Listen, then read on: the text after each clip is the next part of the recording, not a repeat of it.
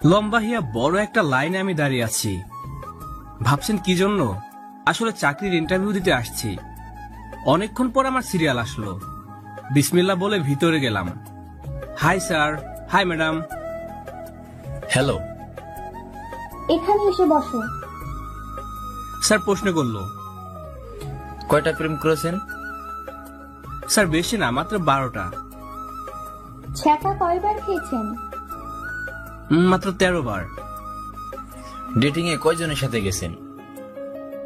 খুব বেশি না, 14 জন। তোমার চাকরি পাক্কা? সত্যি বলছেন স্যার? সত্যি। ইয়াহু, আমার চাকরি হয়ে গেছে। আমি এমন করে চিল্লানি দিলাম।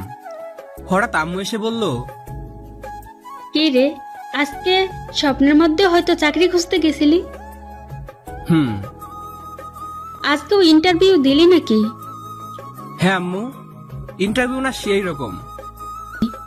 বাবা, এসব ইন্টারভিউ তোর আমার জন্য না, এখানে পৌঁছাতে অনেক টাকা লাগে। আচ্ছা আম্মু, কেন আল্লাহ আমাদের বড় লোক করলো না?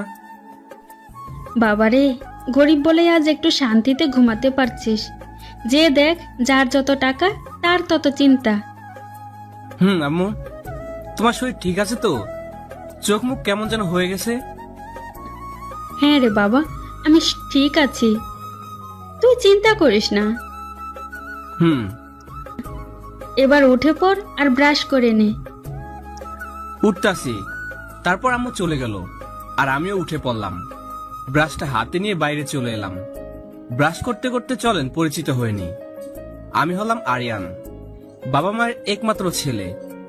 এবার ইন্টার প্রথম বর্ষ। লেখাপড়ার পাশাপাশি ছোট্ট একটা জব করি।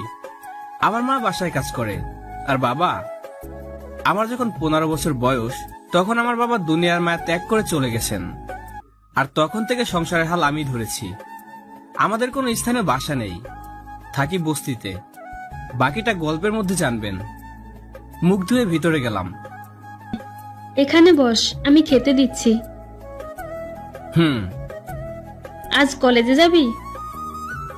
না আম্মু, এই ঝালমাখা ভাত খাবেন, সেজন্য আজ ওভারটাইম করে বাজার করব। সবার বাবা মা তাদের ছেলের ভবিষ্যৎ গড়ে দেয়, আর আমি নষ্ট করতেছি। আরে আম্মু, কি বলছো? আমার ভবিষ্যৎ আমি করে নেব ইনশাল্লাহ। তোর বাবার স্বপ্ন ছিল আমার ছেলে কখনো কাজ করে খাবে না। এক টুকরো কিছু রেখে যায়নি। আর বললেই হলো। একথা শুনে আম্মু মুখে কাপড় দিয়ে চলে গেল। আমি কিছুই বুঝলাম না। আমি কি কিছু ভুল বলেছি? আমি খেয়ে দিয়ে বেরিয়ে পড়লাম। ভাবছেন নিজের মায়ের কাছে কেন গেল না? আসলে গেলেও কোনো লাভ নাই। আমি এর আগে অনেকবারের মানে জানতে চেয়েছি, কিন্তু প্রতিবার ফেল হয়েছি, তাই চলে আসছি। রাস্তা দিয়ে হাঁটছি, হঠাৎ দেখলাম কয়েকজন লোক মিলে একজনকে আচ্ছা মতো মারতেছে। আমি কাছে গেলাম।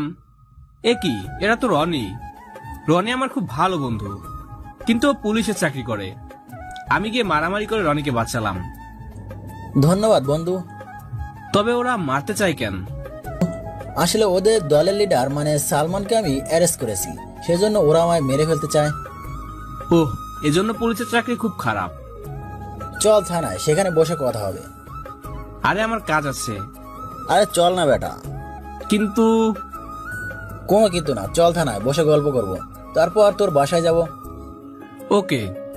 আমি পড়লাম মহা চিন্তায়। রনি আমার বাসায় যাবে, ওরা পুলিশ মানুষ, ভিআইপি খাবার ছাড়া ওরা খায় না। আর আমার বাসাতে তো কোনো কিছুই নাই, কেমনে কি করি? এই যে মিস্টার, এত চিন্তা কিসের? কারো প্রেমে টেমে পড়লে নাকি? প্রেম আবার আমার?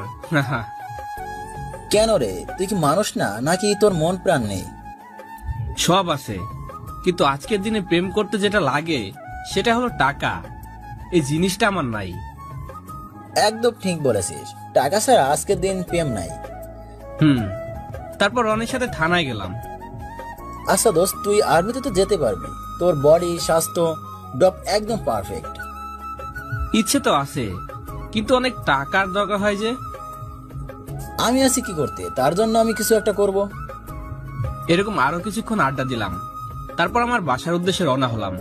আমার বাসায় তো ঝালমাখা ভাত ছাড়া কিচ্ছু নেই, কিন্তু চিন্তায় পড়লাম। হঠাৎ রনি গাড়ি থামালো। কিরে কি হলো, থামলি কেন? তুই বস, আমি একটু আসি।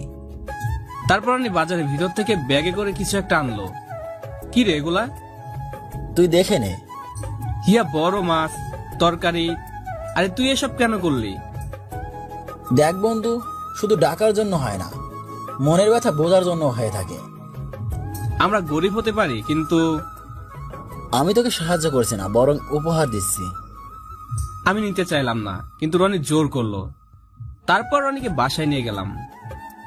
পুলিশ বাবু, আমার ছেলেকে ধরে আনছেন কেন? ও কি আবার মারামারি করছে? হ্যাঁ আন্টি, আর আমার প্রাণ বাঁচিয়েছে। মানে? আম্মু, ওর নাম রনি, আমার খুব ভালো বন্ধু।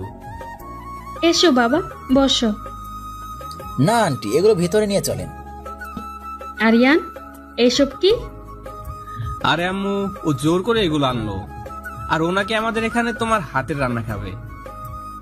হ্যাঁ আন্টি, খারাপ ভাববেন না প্লিজ। হুম। তারপর আমরা তিনজন মিলে রান্না করে মনের আনন্দে খাওয়া দাওয়া করলাম। এভাবে দিনটা রনির সাথেই কেটে গেল। পরের দিন সকালে কলেজে যাওয়ার জন্য বের হলাম। আম্মু, আমি কলেজে গেলাম। বাবা, ভালো হয়ে যাস, আর রাস্তায় মারামারি করবি না, ঠিক আছে? ঠিক আছে। তারপর আমি বেরিয়ে পড়লাম। রাস্তায় এসে দেখি রনি। কিরে রনি, কি খবর? এইদিকে একটু কাজ ছিল, তাই যাবার সময় তোর সাথে দেখা করতে আসলাম। ও, আমি কলেজ যাচ্ছি। গাড়িতে বস, আমি পৌঁছে দিচ্ছি। ঠিক আছে। তারপর রনির গাড়িতে বসলাম। হাজার হলে পুলিশের গাড়িতে করে চলে যাচ্ছি, ভাবটা আলাদা। দোস্ত, তুই তো গাড়ি চালানোর ট্রেনিং দিলি, আর সার্টিফিকেটও পাইলি। আমি কি ইচ্ছে করে করতে চাইছি? তুই জোর করলি। তাহলে একটা কার চালা। না রে, আমার ওই সেলসম্যানের চাকরি ভালো। এই তো কলেজে এসে পড়েছি। ওকে বন্ধু, বাই। বাই। তারপর হারামিগুলার কাছে গেলাম। হাই হারামি। হ্যালো হারামি টু। তারপর বল, তোদের কি অবস্থা? এই তো বন্ধু, চলছে। শুভ, সাগর, সবুজ, শিয়াব আছিস, কিন্তু শালা কুত্তা মুমিন কই? কই আর থাকবে, ওই তো ময়নার দিকে হা করে তাকিয়ে আছে। ওই শালা মুমিন, বল। ময়নাকে যখন ভালোই বাসে তখন যে বলছিস না কেন? দর করে। ওকে আমি বলতেছি। না দোষ, তুই বললে যদি তার উপর ক্রাশ খাই, তখন আমার কি হবে? আরে কিছু হবে না। এই যে ময়না মিস, আমায় বলছেন? এখানে ময়না পাখি বলে অন্য কেউ কি আছে? বলেন। এইদিকে আসেন। আসলাম, এবার বলেন। এই হারামিকে দেখছেন? ওর নাম মমিন। ও আপনার জন্য একদম ফিদা। জানি, কিন্তু যে বলতে এসে ভয়ে পালিয়ে যায় সে কতটুকু ভালোবাসে সেটা আমি জানি। আরে আরে, সে তোমায় হারানোর ভয় বলতে পারছে না। এতদিন জানতাম ভালোবাসার মানুষকে হারানোর ভয়ে আগে ভাগে প্রপোজ করে, আর আজ শুনলাম হারানোর ভয়ে প্রপোজ করে না। সবই কপাল। দূর, ও তোমাকে প্রপোজ করার পর যদি তুমি ওকে না বলে চলে যাও, তাহলে আমার বন্ধুটা খুব কষ্ট পাবে। তাই প্রপোজ না করে দূর থেকে ভালোবাসার মানুষকে দেখছে আর শান্তি অনুভব করছে। ঠিক আছে, কিন্তু একজন ভীতুকে আমি কেন ভালোবাসবো? মমিন, তুই প্রমাণ করে দে যে তুই ভীতু না। বন্ধু, আমায় সাহায্য করছিস নাকি ফাঁসাচ্ছিস? আরে বেটা, ঝটপট প্রপোজ করে ফেল, নয়তো পাখি উড়া যাইব। বন্ধু, একটা ফু দে তো, আমার ভিতরে ভয় ঢুকছে, সরি সাহস ঢুকছে। ফুল তো নাই। হ্যাঁ, ইয়ে মানে নো প্রবলেম। ফুল নেই তো কি হয়েছে, কলম আছে তো, এই নে কলম আর কর প্রপোজ। তারপর মমিন কলম হাতে নিয়ে এক হাঁটু গেড়ে বসলো। আই লাভ ইউ আমার ময়না। I love you too. যা হারামিগুলা। ধন্যবাদ বন্ধু, বাই। বন্ধু, এই দিকে দেখ। কিরে? দেখ না, পরি। আমি তাকিয়েই তো হা করে গেছি। মনে হচ্ছে আমি মানুষ না, আমি পাথর। মনের মধ্যে বিনা তেলে লাড্ডু ফুটতেছে। কি সুন্দর টান টান কাজল কালো চোখ, মিষ্টি মাখা গোলাপের পাপড়ির মতো দুই ঠোঁট, আর ঠোঁটের মাঝে বিশাল পাহাড়ের মতো নাক, রেশমি কালো চুল, মিষ্টি বড় হাসিতেই গালে টোল পড়ে। এটা দেখে আমি ক্রাশ খেলাম। কিরে মূর্তির মতো দাঁড়িয়ে রইলি কেন? পরীকে দেখার সময় বেয়াদবি নট এলাও। এখানে পরি এলো কোত্থেকে? এই হলো পরীর রানী। সবার চোখ দেখা যায় না, এটা আমি জানি। বাপ রে বাপ, মেয়েকে দেখার সাথে সাথে এই কবি হয়ে গেলি? একে নিয়ে লিখবো কবিতা, আমি লিখবো গান। কাগজ কলম ফোলাবে তবু ফুরাবে না গান। শালা কবি জগৎ থেকে বেড়ে আয়। হঠাৎ আমার পাছায় কারো লাথি মারা অনুভব করলাম। পিছনে ঘুরে দেখি শালা সবুজ। কিরে কবি, তোর কবিগিরি গেছে নাকি আরেকটা দিমু? না, দিতে হবে না, থাম। আরে মামু, মেয়েটা তো আমাদের দিকেই আসছে। কেলানি খেতে মনে হয়, পালা। সব শালারা পালালো আর আমি হা করে তাকিয়ে আছি। মেয়েটা এসে বলল, হাই। প্রথম দেখতেই হাতে হাত দেয়া, বাহ খুব ভালো। Hello, I love you. I love you too. I আমার হাত ছাড়েন। আই লাভ ইউ টু জানু মানু। আরে কি করছেন? ছাড় বলছি। আমার হুঁশ ফিরল। এ কি, আমি ওর হাত ধরে আছি আর ও আমায় আচ্ছা মতো গালি দিয়ে যাচ্ছে।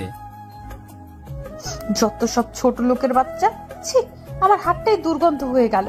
ডিসগাস্টিং। মেয়েটা চলে গেল আর হারামিগুলাও আসলো। মামা একদম ফাটিয়ে দিয়েছোস।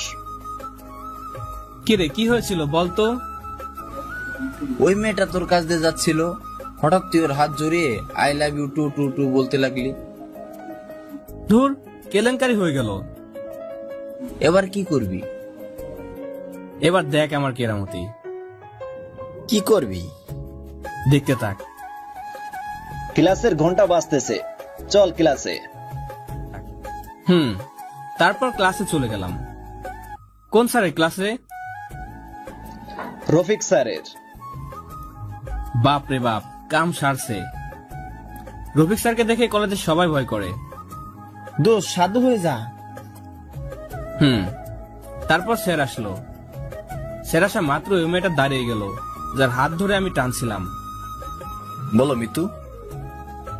তার মানে ওর নাম মিতু ডাইনি? স্যার, আজ আমার একটা ছেলে হাত ধরে টানাটানি করছে, এমনকি কিস করার চেষ্টাও করেছে কলেজের সবার সামনে। কি? কে সেটা? ওই তো ওই ছোট লোকের বাচ্চা। আরিয়ান দাঁড়াও। আমি তো শেষ, না জানি আজ কি হবে। হ্যাঁ স্যার বলেন। মিতু কি বলছে, এটা কি সত্যি? স্যার, ওকে কি জিজ্ঞেস করতেছেন? শাস্তি দেন। স্যার আমার কথাটা শুনেন। তখনই মাঝখানে সজীব নামে একটা ছেলে দাঁড়িয়ে গেল। স্যার, আমি নিজ চোখে দেখেছি মিতুকে সবার সামনে হাত ধরে টেনে কিস করতে চেয়েছিল। না স্যার, এটা মিথ্যা কথা। স্যার, এদের দলের লিডার এই ছোট লোক, এরাও সাথে ছিল। আমি তো অবাক হলাম। যখন একটা ঘটনা ঘটে তখন সজীব আসেনি, আর কি বলছে এসব? স্যার, তখন তো সজীব ছিল না। স্যার দেখেন, বাঁচার জন্য এখন কত রকমের মিথ্যা বলে। না স্যার, আমি সত্যি বলতেছি। চুপ করো। অপরাধ করে আবার বড় বড় কথা, ছোট লোক কোথাকার। মিতু, তুমি শান্ত হও, আমি দেখতেছি। আরিয়ান, এসব কি? হ্যাঁ স্যার, আমি এখন কেমন করে কলেজে মুখ দেখাবো? শান্ত হও মা। আমার কিছু বলার নেই। আমি গরিব বলে কেউ আমার হয়ে কথা বলে না। স্যার, আমায় মাফ করে দেন, আর এমন ভুল হবে না। প্রথমবারের মতো মাফ করব, তবে এখানে এসে 10 বার কান ধরে উঠবস করো। কিন্তু স্যার। একদম ঠিক। কি আর করব, পুরো ক্লাস মিটুর দিকে, কারণ সে বড় লোকের মেয়ে। স্যারের পাশে যে কান ধরে 10 বার উঠবস করলাম। তারপর ক্লাস শেষ, মন খারাপ করে বাইরে চলে এলাম। হঠাৎ পিছন থেকে বলল, কি রে ছোট লোকের বাচ্চা, কেমন দিলাম? তোর সাহস কত বড়, তুই একটা ফকিরের ছেলে আমার গায়ে হাত দিস? বন্ধুদের ভালোবাসার খুব জোর, তাই না? আমি তোর এমন অবস্থা করব যে তুই ভাবতেও পারবি না। আমি কিছুই বললাম না। মনটা খুব খারাপ লাগলো। ক্যান্টিনে গিয়ে বসলাম। তখন শিহাব, সবুজ, সাগর আসলো। মেয়েটার খুব অহংকার। ওর অহংকার হবে না কি তোর হবে? এই শহরে বিশিষ্ট বিজনেসম্যানের একমাত্র মেয়ে। বাদ দে তো, ওরা বড় লোক, ওদের ক্ষমতা অনেক। তারপর বাকি ক্লাস আর করলাম না, বাসায় চলে আসলাম। কি রে বাবা, আজ চলে এলি যে? এমনি আম্মু। বল কি হয়েছে? আম্মু, আমরা গরিব বলে কি সব জায়গায় নির্যাতিত হব? হ্যাঁ বাবা, গরিব সবার দুশ্মন, কেউ দেখতে পারে না। কিন্তু কি হয়েছে বলবি তো? কলেজে একটা বড় লোকের মেয়ে আছে, খুব অহংকার।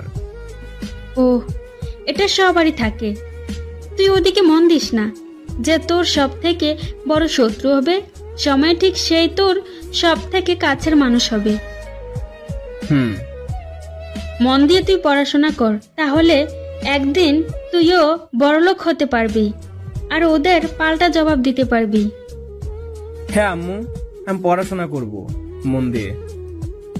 যা গোসল করে নে। তারপর গোসল করলাম, আজান দিল, নামাজ পড়ে আসলাম, খাওয়া দাওয়া করে একটু রেস্ট নিলাম। কিন্তু শুয়ে থাকলে হবে না, আমার কাজে যেতে হবে। উঠে কাজে চলে আসলাম, রাত 8টা পর্যন্ত কাজ করে বাসায় ফিরলাম। বাবা, একটু খাওয়া দাওয়া করে নে। না আম্মু, খেয়ে আসছি। ও, তাহলে পড়তে বস। ঠিক আছে। তারপর রুমে যেয়ে বই খুলে পড়তে লাগলাম। পড়তে পড়তে রাত 12টা বেজে গেল। এবার চোখ আস্তে আস্তেই বন্ধ হয়ে আসতে লাগলো, তাই বই বন্ধ করে ঘুমিয়ে গেলাম। সকালে আম্মুর ডাকে ঘুম ছুটলো। কি হয়েছে, ডাকো কেন? কটা বাজে তোর খেয়াল আছে? কলেজে কখন যাবি? কেবল তো রাত হলো। রাত হলো না, দুপুর হলো। কি কি? না জি, ঘড়ির দিকে একবার তাকিয়ে দেখ। আমি ঘড়ির দিকে তাকিয়ে তো অবাক। ক্লাস শুরু হতে আর মাত্র 5 মিনিট সময় আছে। তাড়াহুড়ো করে বিছানা থেকে উঠে মুখে ব্রাশ দিয়ে এপার এক ঠেলা আর ওপার এক ঠেলা, ব্যাস হয়ে গেল মুখ ধোয়া। ব্যাগটা নিয়ে দৌড় দিলাম। আরে খেয়ে তো যা। না আম্মু, প্রথম ক্লাস খুব ইম্পর্টেন্ট, মিস করলে সর্বনাশ হবে। যা, ভালো হয়ে যাস কিন্তু। ওকে আম্মু। তারপর উড়াধুরা দৌড় দিলাম কলেজের মুখে। হঠাৎ করে কারোর সাথে ধাক্কা খেলাম। সে আমায় তুলেই ঠাস ঠাস করে দুগালে দুটা চর বসিয়ে দিল। তারপর বলল, ছোট লোকের বাচ্চা, তোর কত বড় সাহস! সরি মিতু, আমি ইচ্ছা করে করিনি। কি, তুই আমার নাম ধরার সাহস কই পেলি? ক্লাসমেটকে তো নাম ধরে ডাকতে হয়। তোর মতো ফকিন্নি আমার ক্লাসমেট? ছি ছি, দূরে সরে দাঁড়া, গা থেকে পচা গন্ধ বের হচ্ছে। ওয়াক! দেখুন মিস, আমরা গরিব বলে কি আমরা মানুষ না? কি, তুই আমার মুখে মুখে তর্ক করিস? হ্যাঁ করলাম, কি করবেন? দেখ কি করি। সজীব, আয় সজীব। হ্যাঁ মিতু, বলো। এই ছোট লোকের বাচ্চাকে আচ্ছা মতো ধুলাই করো তো। মিতু কথা বলার সাথে সাথে সজীব আমার নাক বরাবর ঘুষি মারলো। আমি ছিটকে একটু দূরে গিয়ে পড়লাম। বিনা অপরাধে কেউ আমায় মারলো, আমার খুব রাগ ওঠে। শুধু আমাকে না, যে কাউকে বিনা অপরাধে মারলে আমার মাথা গরম হয়ে যায়। এবার তাই হলো। হাত মুখ বুঝে সজীবের গাল বরাবর আমিও ঘুষি দিলাম। সজীব ঝুলনা সামলাতে পেরে মৃত্যুর পায়ের কাছে গিয়ে পড়লো। এবার আমাদের মারামারি দেখে স্যার এসে গেল। স্যারকে আসা দেখেই মৃত্যু শুরু করলো তার অভিনয়। স্যার, স্যার আমায় বাঁচান, ওই গুন্ডাটা আমার ইজ্জত নষ্ট করতে চায়। কি বলছো? হ্যাঁ স্যার, আমি কলেজে আসছিলাম, হঠাৎ গেট দিয়ে এসে আমায় ধরে আমার জামা কাপড় খুলতে চেয়েছিল। এটা দেখে সজীব আমাকে বাঁচাতে আসে, আর এখন ওই গুন্ডাটা তাকেও মারছে। আমি তো একদম ফুল আবুল হয়ে গেছি। মেয়েরা এত অভিনয় কেমনে করে? আরিয়ান। জি স্যার, এসব মিথ্যা কথা। আর কত মিথ্যা বলবে তুমি? স্যার আমায় বিশ্বাস করুন, আমার কোনো দোষ নেই। স্যার, ওই ছোট লোকের কথা শুনবেন না। স্যার, এরা আমায় ফাঁসাচ্ছে। হ্যাঁ ভাই, স্যার আমায় থাপ্পড় মারলো, আমি গালে হাত দিলাম। স্যার বিশ্বাস করেন, নয়তো এই আশেপাশে অনেক ছাত্রছাত্রী ছিল, তাদের জিজ্ঞাসা করেন। এই, তোমরা কি আরিয়ানকে মৃত্যুর কাপড় খোলার চেষ্টা করতে দেখেছো? আমি ভাবলাম হয়তো এদেরও ছিল আমি বাঁচবো এই মিথ্যা অপবাদ থেকে, কিন্তু ঘটনা উল্টা ঘটলো। হ্যাঁ স্যার দেখেছি। আমি তো শেষ। আল্লাহ, এরা কয় কি? এত বড় সত্যিকে এত বড় মিথ্যা বানিয়ে দিল। কি আরিয়ান? জি স্যার। কি বললো সবাই? স্যার আর হবে না। সবার কাছে হাত জোর করে মাফ চাও।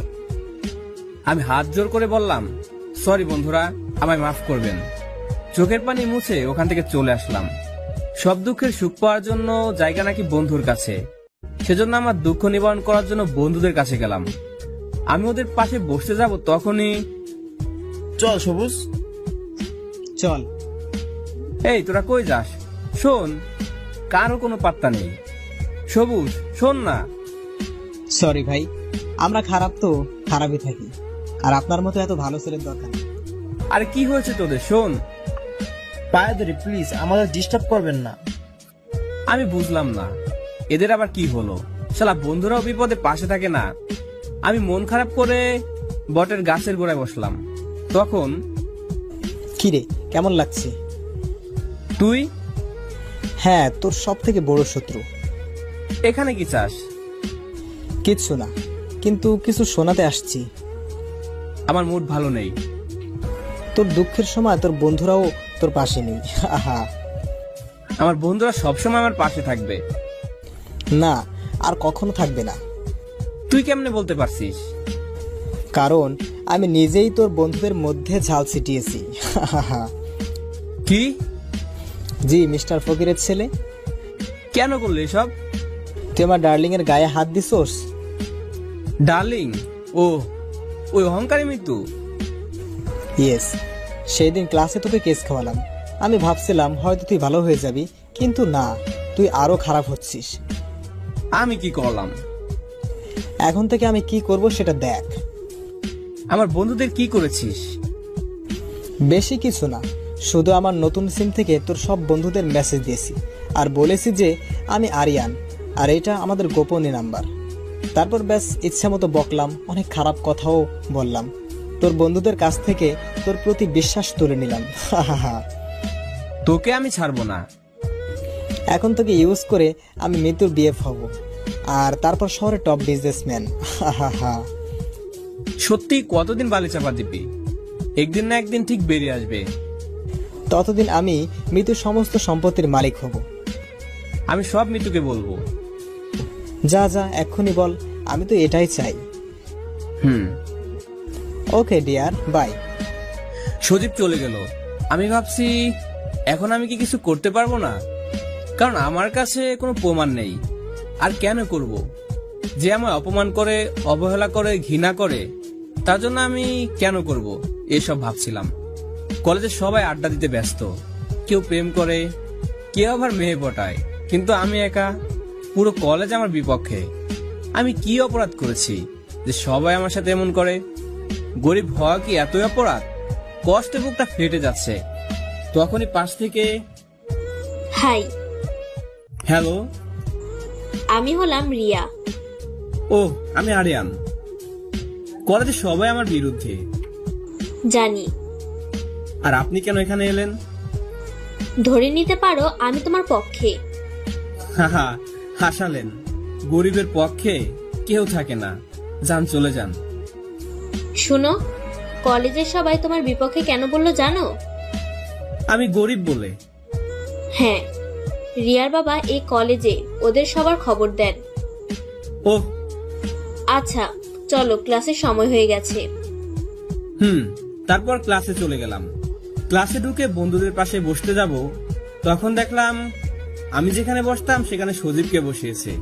কি আর করার, কিছু না বলে সবার পিছনে গিয়ে বসলাম। তারপর ক্লাস করে বাসার দিকে চললাম। গেট দিয়ে বেরিয়ে হঠাৎ পিছন থেকে মৃত্যু ডাকলো। আমি শুনেও না শোনার ভান করে হাঁটতেই থাকলাম। এই ছোট লোকের বাচ্চা, কথা কানে যায় না? আমি এবার থামলাম। মৃত্যু এসে কথা না বলেই আস্তে করে 3টা লাগিয়ে দিল। আমি তো কিছুই বুঝলাম না, কি হলো? আমায় মারলেন কেন? কেন মারলাম জানিস না তুই? জানি না বলেই তো বলছি। আমি এটাই ভাবছি, তোকে এত অপমান করার পরেও তুই কোন সাহসে আমায় লাভ লেটার দিস? কি লাভ লেটার? এমন ভাব করছিস যেন কিছুই জানিস না, ছোট লোকের বাচ্চা। আমি তো কিছুই বুঝতেছি না। একটু পরেই সব বুঝে যাবি। মানে? স্যারের কাছে বিচার দিলে শুধু একটু বকেই ছেড়ে দেয়, সেই জন্য আজ আমি তোর বিচার করব। দেখেন, আমি কিছু করিনি। তখন পাশ থেকে সজীব মুচকি মুচকি হাসছে। আমার বুঝতে বাকি রইল না যে এটা সজীবের কাজ। আমি সজীবের দিকে তাকিয়ে হঠাৎ পিছন থেকে এসে আমার ঘাড়ে কি যেন একটা আঘাত করলো। আমি দূরে যেয়ে দাঁড়ালাম। তারপর পিছন ফিরে দেখি কয়েকজন গুন্ডা হাতে বাঁশ নিয়ে দাঁড়িয়ে আছে। আমার তো রাগ উঠে গেল। তোরা কি পুরুষ নাকি মহিলা? ওদের একজন। চল দেখা যাক কে পুরুষ আর কে মহিলা। পুরুষ হলে আমাকে সামনে থেকে আক্রমণ কর, আয়। তারপর শুরু হলো মারামারি। ওরা 3-4 জন ছিল, সেজন্য একটু সহজে পেরে উঠলাম। কিন্তু পেছন থেকে সজীব একটা রড নিয়ে আমার মাথায় বাড়ি মারলো। আমি মাথা ধরে বসে পড়লাম। কিরে ফকিরের ছেলে, খুব তো বললি তুই নাকি মহামানুষ, তাহলে এখন মাটিতে পড়ে আছিস কেন? আমি কথা বলতে চেয়েও পারলাম না। ধপাস করে মাটিতে পড়ে অজ্ঞান হয়ে গেলাম। তারপর আর কিছু বলতে পারবো না। গান ফেরার পর নিজেকে একটা বন্ধ করে আবিষ্কার করলাম। মাথাটা প্রচুর ব্যথা। আশেপাশে তাকিয়ে দেখি এরা তো হাসপাতালের মতো দেখাচ্ছে। কি, আমি হাসপাতালে আসলাম কেমনে? তখনই রিয়া আসলো। আমি এখানে কেমনে আসলাম? আমি এনেছি। কলেজ থেকে বাসায় যাবার সময় দেখি তুমি অজ্ঞান হয়ে মাটিতে পড়ে আছো। ও, আমার আম্মুকে কিছু বলছো? না, এখনো বলিনি। ভালো করছো। আচ্ছা, তোমার কি হয়েছিল আর কারা তোমায় এভাবে মেরেছে? গরিবদের তো সবাই মারে। বলো প্লিজ। কে আবার? মিতু? মিতু কিন্তু একটু বেশিই করছে। কিছু করার নেই, আমি যে গরিব, সহ্যই করতে হবে। কিন্তু তাই বলে এত? কিন্তু সজীব প্ল্যান করে আমায় ফাঁসাচ্ছে। কেন? আমি জেনে গেছি সজীব সম্পত্তির লোভে মিতুর বিয়ে হবে, প্রেমের অভিনয় করবে। কি? আর এর জন্য আমার মিতুর চোখে খারাপ বানাচ্ছে। ঠিকই আছে, এমন অহংকারী মেয়ের সাথে এমনই হওয়া উচিত। যাক, বাদ দাও। এখন কটা বাজে? দুপুর 3টা। কি? নিশ্চয় আম্মু খুব চিন্তা করতেছে। তুমি এত আম্মু আম্মু করছো কেন? এই পৃথিবীতে আম্মু ছাড়া আমার কেউ নাই। ও, আমার এখন বাসায় যেতে হবে। আচ্ছা দাঁড়াও, আমি বিল দিয়ে আসি। তারপর আমি আর রিয়া হাসপাতাল থেকে বেরিয়ে পড়লাম। ধন্যবাদ। হা হা, কেন? এই তো আমার জন্য এত কিছু করার জন্য। আরে কি বলছো? বন্ধুর জন্যই তো বন্ধুই করবে। তোমাকে দেওয়ার মতো সামর্থ্য আমার নেই, তবে কোনোদিন যদি বিপদে পড়ো শুধু একবার হলে আমায় ফোন করবা।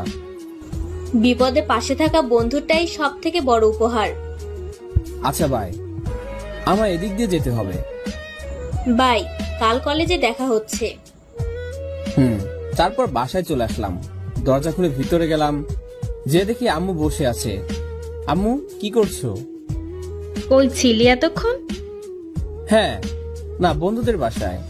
আম্মুকে বলা যাবে না, নয়তো আম্মু আরো ভেঙে পড়বে। এ কি, তোর মাথায় ব্যান্ডেজ কেন?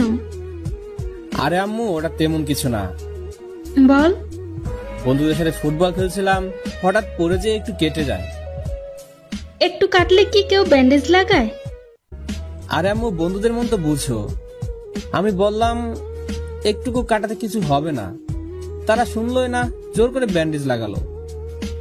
সত্যি তো? আরে আম্মু, কেন তোমার মিথ্যা বলতে যাব? কিন্তু আমার কেন মন জানি মনে হচ্ছে তুই মিথ্যা বলছিস। না আম্মু, আমি সত্যি বললাম। খাইছিস? না। কি, বন্ধুদের বাসায় গেছিস অথচ খেতে দেয়নি?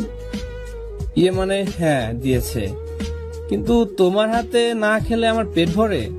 বলো। আচ্ছা চল। তারপর আম্মুর সাথে খেয়ে নিলাম। খাওয়া দাওয়া করে কাজে চলে গেলাম। কাজে যেতে আজ একটু দেরি হয়ে গেছে। কিরে আরিয়ান, আজ দেরি হলো কেন? সরি বস, আসলে একটা অ্যাক্সিডেন্ট হয়েছিল, সেজন্য। ওহ, যা কাজে মন দে। আমি কাজে লেগে গেলাম, মন দিয়ে কাজ করে যাচ্ছি।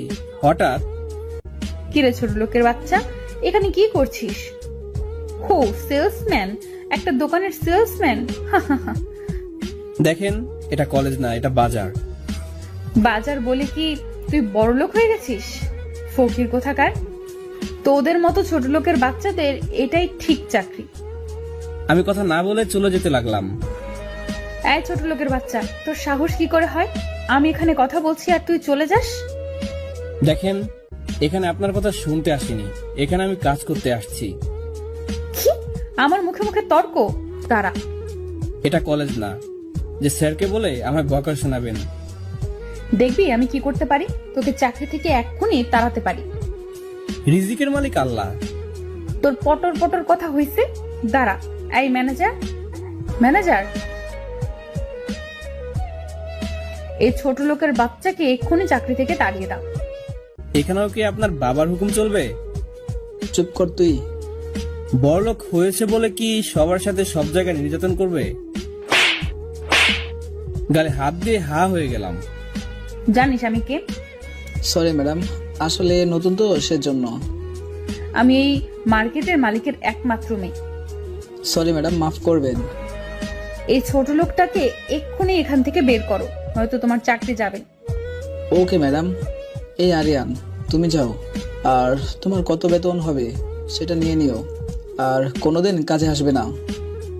আমি আর কিছু বললাম না, বেতনটা নিয়ে চলে আসলাম। আমার চাকরি গেছে, এটা আম্মুকে বলা যাবে না, আর তাই এই মুহূর্তে বাসায় যাওয়া যাবে না। কিন্তু কোথায় যাব? হ্যাঁ, রনির কাছে যাব। যেই ভাবা সেই কাজ। টং টং হাঁটতে হাঁটতে পুলিশ স্টেশনে চলে গেলাম। কি রে, হঠাৎ এই সময় মন খারাপ করে? আমি যে রনির সামনের চেয়ারটায় বসলাম। কি রে, কথা বলিস না কেন? ভাই রে, আমি শেষ। কেন, কি হয়েছে বলবি তো? আমার জীবনে একটা শাকচুন নিয়ে এসে সব শেষ করে দিচ্ছে। লাভ কেস নাকি রে? লাভ মারাচ্ছে। ও তো আমায় দেখতেই পারে না। আচ্ছা, আমার পুরনো ঘটনা খুলে বলতো। তাহলে শোন, আমি রনিকে সব বললাম। হ্যাঁ? তুই হাসছিস? হাসিও হচ্ছে, আবার কষ্টও হচ্ছে। হুম। তাহলে হাত ধরা থেকে এসব শুরু? হুম। মেয়েটা খুব অহংকারী। তবে তবে কি? এই মেয়েটাই তোর বউ হবে। কি বলছিস? পাগল হলি নাকি? আমি ঠিকই বলছি। যে মেয়েটা আমায় দু চোখে দেখতে পায় না, সবসময় দেখে ঘৃণা করে, সে আমার বউ, কোন দুঃখে হবে? হবে হবে, এরকম কাহিনী আমি অনেক শুনেছি। প্রথমে ঘৃণা, তারপর ভালো লাগা, আর তারপর আসল কেস। মজা করা বাদ দে। তখনই বাইরে থেকে একটা বৃদ্ধ লোক বলল, আসতে পারি সাহেব? হ্যাঁ, আসেন। সাহেব, আমার নাম রহিম মিয়া। হ্যাঁ বলেন, কি সাহায্য করতে পারি? আমার একটা মেয়ে আছে, তার নাম নীলা। আজ কলেজে যাওয়ার সময় কারা যেন ওকে কিডন্যাপ করে, আর এখন আমায় ফোন করে অনেক টাকা চায়। আমি গরিব মানুষ বাবা, এত টাকা কই পাবো?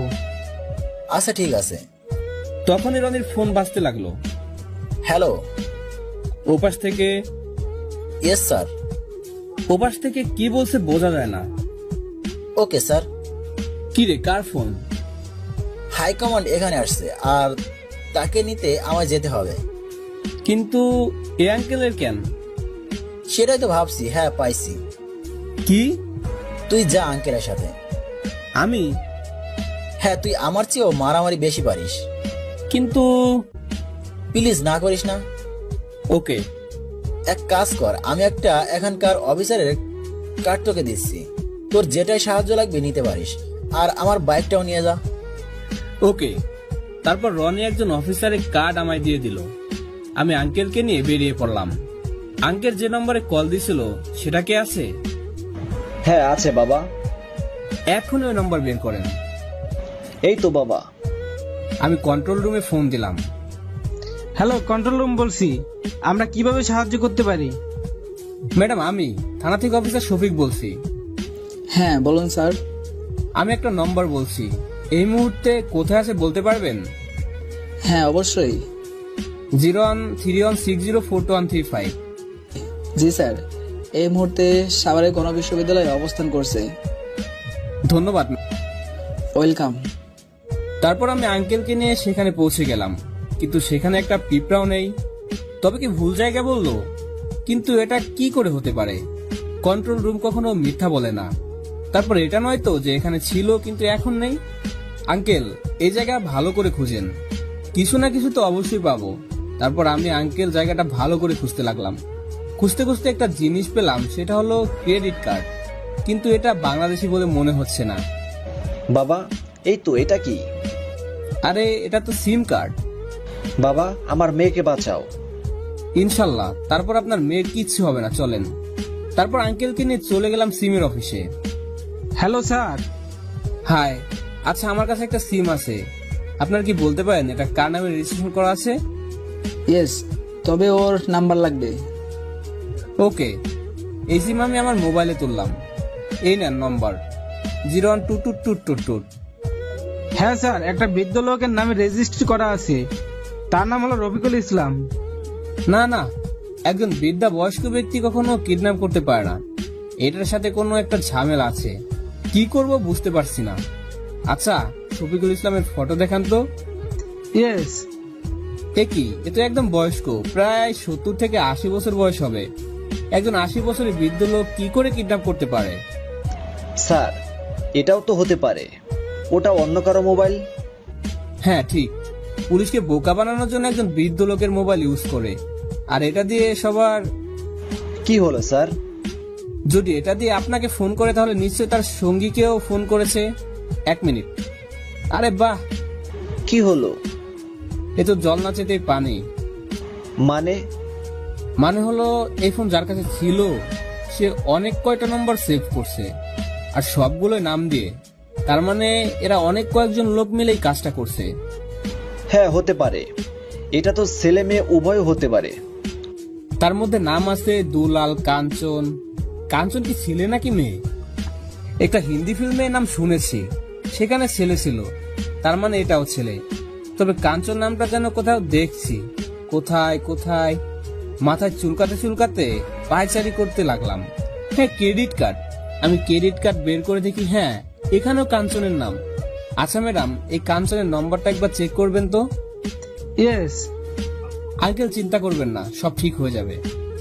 স্যার, এই নাম্বার এখনো চালু আছে, আর ওরা একটা বাগানের মধ্যে আছে। সেই জায়গার নাম কি? কোলাকাটা বাগান, সবাই সেটাকে কাটাবাড়ি বলে। সেটা আবার কোথায়? এখান থেকে বেশি দূর না। কাটাবাড়ি, কাটাবাড়ি। স্যার, এই ক্রেডিট কার্ড আপনি কোথায় পেলেন? এটাই কাঞ্চনের, মানে আসামির। এই কার্ড তো ইন্ডিয়ান। মানে? হ্যাঁ, এটা শুধু ইন্ডিয়াতে ব্যবহার হয়। আপনি কি ঠিক বলছেন? হ্যাঁ, একদম। এই দেখেন সব ডিটেলস। তারপর সে আমার সব ডিটেলস দেখালো। ইন্ডিয়ান কার্ড এখানে কেন? যেটা শুধু ইন্ডিয়াতেই ব্যবহার হয় সেটা বাংলাদেশে কেন আনবে? আবার ইন্ডিয়ান নামের সাথে মিল কিছু একটা তো অবশ্যই আছে। স্যার, প্লিজ আমার মেয়েকে বাঁচান। চলেন। স্যার, একা যাবেন না, জায়গাটা খুব মারাত্মক। মরলে দেশের জন্যই মরবো। তারপর বেরিয়ে পড়লাম। কিছুক্ষণের মধ্যেই পৌঁছে গেলাম। আঙ্কেল, এই নেন আমার ফোন, আর এই নেন মাইক্রোফোন, এটা কানে দেন। মাইক্রোফোন মানে কানে যেগুলো দেয় সেগুলোর অনেক বাইকে ছিল। আমার ফোনে কেউ কল দিলে আমার এটা দিয়ে বলবেন, আপনি এটা নিয়ে কথা বললে আমি শুনতে পারবো। ওকে। কেউ এদিকে আসতে লাগলে আপনি লুকিয়ে যাবেন। ঠিক আছে বাবা, সাবধানে যেও বাবা। আমার কিছু হবে না আঙ্কেল, চিন্তা করবেন না, আসি। তারপর আমি আস্তে আস্তে ভিতরে যেতে লাগলাম। আড়ালে লুকিয়ে দেখি এখানে অনেক লোক, আর মাঝখানে একটা বিশাল ট্রাক আছে। আমি ধীরে ধীরে সামনে এগোতে লাগলাম। আড়ালে লুকালাম, দেখি একজন এদিকে আসছে। আমি দাঁড়িয়ে গেলাম। কাছে আসা মাত্রই আমি বেরিয়ে ওর মুখ আর গলা ধরে মুসরান দিলাম, আর ওকে টেনে আড়ালে আনলাম। কারণ এতগুলোর সাথে লড়তে হলে আমার অস্ত্রের প্রয়োজন হবে, আর এদের কাছে অনেক অস্ত্র। ওর কাছ থেকে সব অস্ত্র নিলাম। একটা চাকু নিলাম, একটা বুলেট প্রুফ জ্যাকেট, আর কিছু না। চাকুটা খুব ধারালো, এটা দিয়ে আমার কাজ চলবে। তারপর একটু সামনে গেলাম। আর একটা শিকার, তার কাছে বন্দুক আছে, তাই একটু সাবধানে। যে পায়চারি করছে সামনে আবার পিছনে। যখন সে সামনে যেতে লাগলো তখনই আর একটু সামনে গেলাম। আর তারপর যখন সে পিছনে ঘুরে আমার কাছে আসলো, আমি ঝোপের ভিতরে লুকে আছি। পিছনে এসে আবার যখন সামনে ঘুরলো তখন আমি লাফ মেরে উঠে ওর গলায় চাকু বসালাম। ক্লাসে স্যার বলছিল মানুষের শ্বাসনালী হচ্ছে মেন, ওটা কেটে গেলে সে আর কথা বলতে পারে না। আমি এটাই কাজে লাগালাম, কারণ একজন কথা বললেই সবাই অ্যালার্ট হয়ে যাবে আর আমার কাজটা আরো কঠিন হয়ে যাবে। এখন যাকে মারলাম তার কাছে বন্দুক, কয়েকটা বোম আর একটা চাকু আছে। আমি শুধু চাকু আর বোমা নিলাম, কারণ বন্দুক আমি ততটা ভালো চালাতে পারি না। 2 হাতে 2টা চাকু। এবার সামনে পা বাড়ালাম। Hello uncle.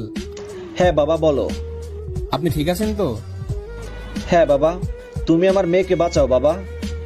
চিন্তা করবেন না, আমি থাকতে নীলার কিছু হবে না। তাই যেন হয়। আচ্ছা, আপনি সাবধানে থাকেন। ঠিক আছে। এবার আমি আবারও শুরু করলাম আমার কাজ। এবার মারতে মারতে প্রায় সবাইকে মারা শেষ। আমি ট্রাকের কাছে এসে গেছি। এ কি, ট্রাক ভর্তি মেয়ে? মানে এরা টাকার জন্য কিডন্যাপ করেনি, পাচার করার জন্য কিডন্যাপ করছে। Hello uncle. বলো বাবা। আপনার মেয়ে কি ড্রেস পরেছিল? ব্লু কালারের জামা। কিন্তু এখানে তো কেউ ব্লু কালারের ড্রেস পরা নাই। কি, তার মানে আমার মেয়েকে ওরা মেরে ফেলেছে? দেখেন, এখন ভেঙে পড়ার সময় না, বিশ্বাস হারাবেন না। যদি এরা পাচারের জন্য কিডন্যাপ করে থাকে তাহলে কাউকে এরা মারবে না, আপনার মেয়েকেও না। তাহলে আমার মেয়ে কোথায়? কোথাও না কোথাও তো আছেই। আমার মেয়ে। আমি খুঁজতে লাগলাম। এর আসল অপরাধী কে?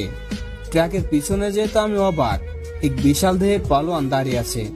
ওর কাছে গেলে তো আমায় তুলে আছাড় মেরেই মেরে ফেলবে। সাথে আরো 2 জন আছে। না, এভাবে হবে না।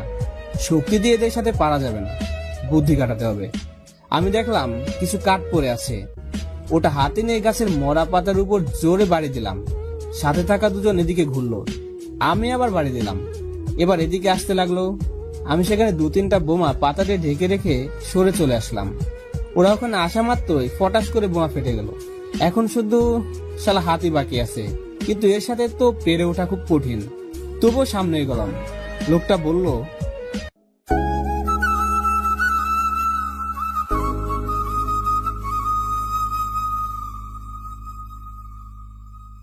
ঠিক কাজ করেছো। তুমিও কি আমায় ভালোবাসো? বিশ্বাস করো, তোমায় আমি রানী করে রাখবো, টাকার উপরে শোয়ায় রাখবো। বাসি না, তবে বাসবো। চলো। তারপর সজীব আর মিতু চলে গেল, আর আমি মাথা নিচু করে মাটিতে বসে আছি। হঠাৎ পিছন থেকে কে যেন আমার হাত ধরে দাঁড় করালো। উঠো। নিশ্চুপ। চলো ওখানে যে বসি। হুম। আচ্ছা, তুমি মাটিতে বসে কি করছিলে? অনেক অপমানিত হয়েছি, প্লিজ আর করো না। কি অপমান করলো? আর কি হয়েছে বলো তো? কেন, তুমি ছিলে না? না, আমি তো হেড স্যারের রুমে ছিলাম। সজীব প্ল্যান করে আমায় ফাঁসিয়েছে। বড়লোক বলে ওর এত অহংকার। যার টাকা আছে তার কাছে পুরো দুনিয়াটাই আছে। আমার বিশ্বাস মিতু একদিন ঠিক তার ভুলটা বুঝতে পারবে। তুমি এত অত্যাচার সহ্য করে কেনই কলেজে পড়ে আছো? অনেক কষ্টের টাকা রোজগার করে এখানে অ্যাডমিশন পাইছি। অন্য কলেজে অ্যাডমিশন নেওয়ার মতো আর কিছু নেই, তাই। আমার সাথে চলো। তুমি আবার কোথায় যাবে? ও, তোমায় তো বলা হয়নি। আমার আব্বু এই শহরের নামকরা কলেজে অ্যাডমিশন নিয়েছে, আর ওখানে যাচ্ছি। ও, কিন্তু যেতে মন চাচ্ছে না। কেন? তোমার জন্য। আমার জন্য কেন? ওটা তুমি বুঝবে না। ও, আরিয়ান, তোমায় একটা কথা বলার ছিল। হ্যাঁ বলো। কেমনে যে বলি, না থাক, পরে বলবো। আচ্ছা, এখন আমায় বাসায় যেতে হবে। আচ্ছা, ভালো থেকো আর নিজের খেয়াল রেখো। তুমিও। তারপর ক্লাস শেষ করে বাসায় চলে আসলাম। দুপুরে গোসল করে খাওয়া দাওয়া শেষ করে কাজের নাম করে বের হলাম। কিছু একটা কাজ তো করতেই হবে, যে করেই হোক। অনেক খোঁজার পর একটা ছোটখাটো কাজ পেলাম। এভাবেই দিন কাটতে লাগলো। পরীক্ষার সময় হয়ে আসলো। পরীক্ষার ফি লাগবে 2000 টাকা, কিন্তু এত টাকা আমি কোথায় পাবো? আম্মুকে সে বললাম। এত টাকা কই পাবি? সেটাই তো ভাবছি, কোথা থেকে আনবো এত টাকা। একটু বস, আমি আসছি।